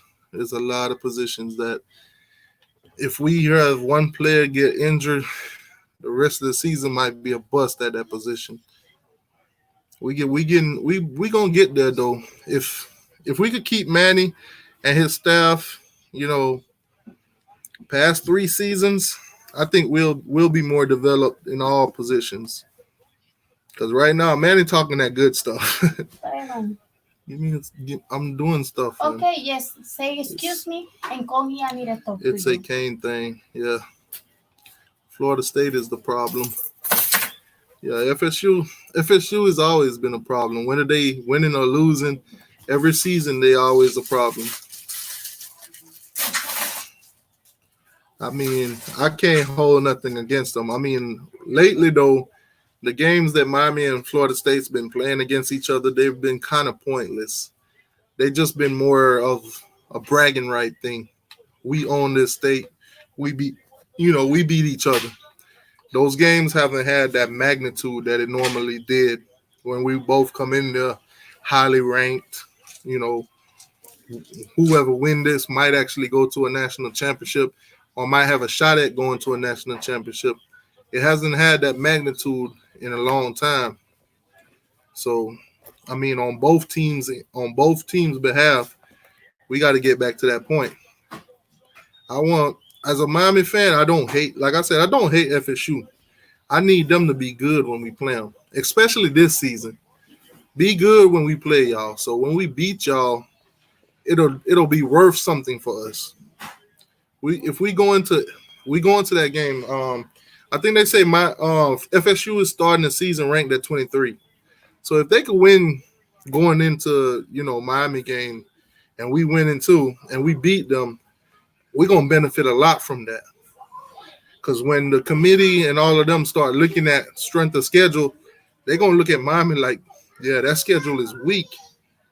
But who did they play? The only team we're gonna have to look back at is North Carolina and Florida State.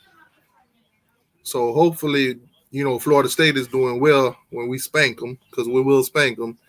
That's a guarantee. I'm making that now. Hold me to it. We're gonna spank them. Gator hater, if you ain't here, you heard me correctly. We're gonna spank Florida State.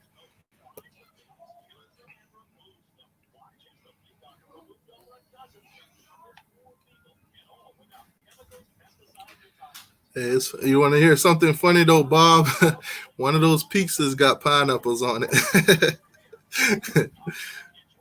They love the pineapple pizza. They love that Hawaiian pizza.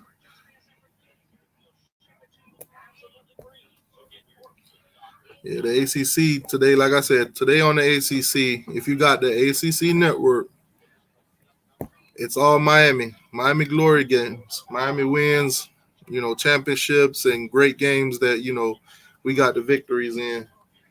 If you don't have the ACC network, your cable provider don't provide it. If you do have a Fire Stick, I could show you how to watch the ACC network for free. There's programs that you could put on your Fire Stick to watch TV shows for free, to watch, live TV for free. I could watch on my Fire Stick if I do not have cable. As long as I have internet, I could watch ESPN, every single ESPN channel you name, I could watch them. The ACC network, SEC network, all of those, everything is on there. FSU need Miami to be good. What are you talking about? FSU need Miami to be good too, definitely. Because if this is the biggest if I ever said, because I don't believe it myself, but if FSU beat Miami and Miami is highly ranked, or if Miami is doing great, then it benefits FSU a lot. So instead of Miami doing bad and FSU beat us, then it really means nothing. So both teams, it's best in our interest to beat each other when we're good than beating each other when we're bad. It don't benefit either one of us with the way the committee treats the ACC. SEC teams could lose a game or two and probably still make playoffs with an SEC championship and stuff like that.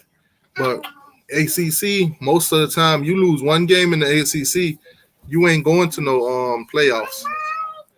They'll probably put two SEC teams in there before they, put us in there. So we got to look at, the strength of our schedule and the strength of our conference. So at the moment, the stumble that's always in Miami's way is Florida State, and in Florida State way is always Miami, and now Clemson. Florida State got two stumbles now. Yeah, come on, you can drink it either one. So the odds are stacked more against Clemson, not Clemson, more against Florida State than it is Miami, because you got to understand, Clemson is on the rise, and they're staying on top, and they beating Florida State, so they're getting better too. Recruiting, everything. Players are going to Clemson. So Clemson's going to be a headache for Florida State for the next maybe 5 years. Which Miami's on the coastal, so they don't have to worry about playing Clemson every season.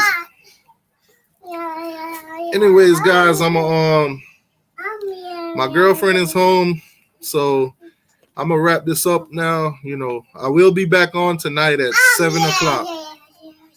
I will be on tonight 7:00. Miami versus Florida State. Turn Tally versus T2Y. Miami versus Florida State. 7 p.m. tonight.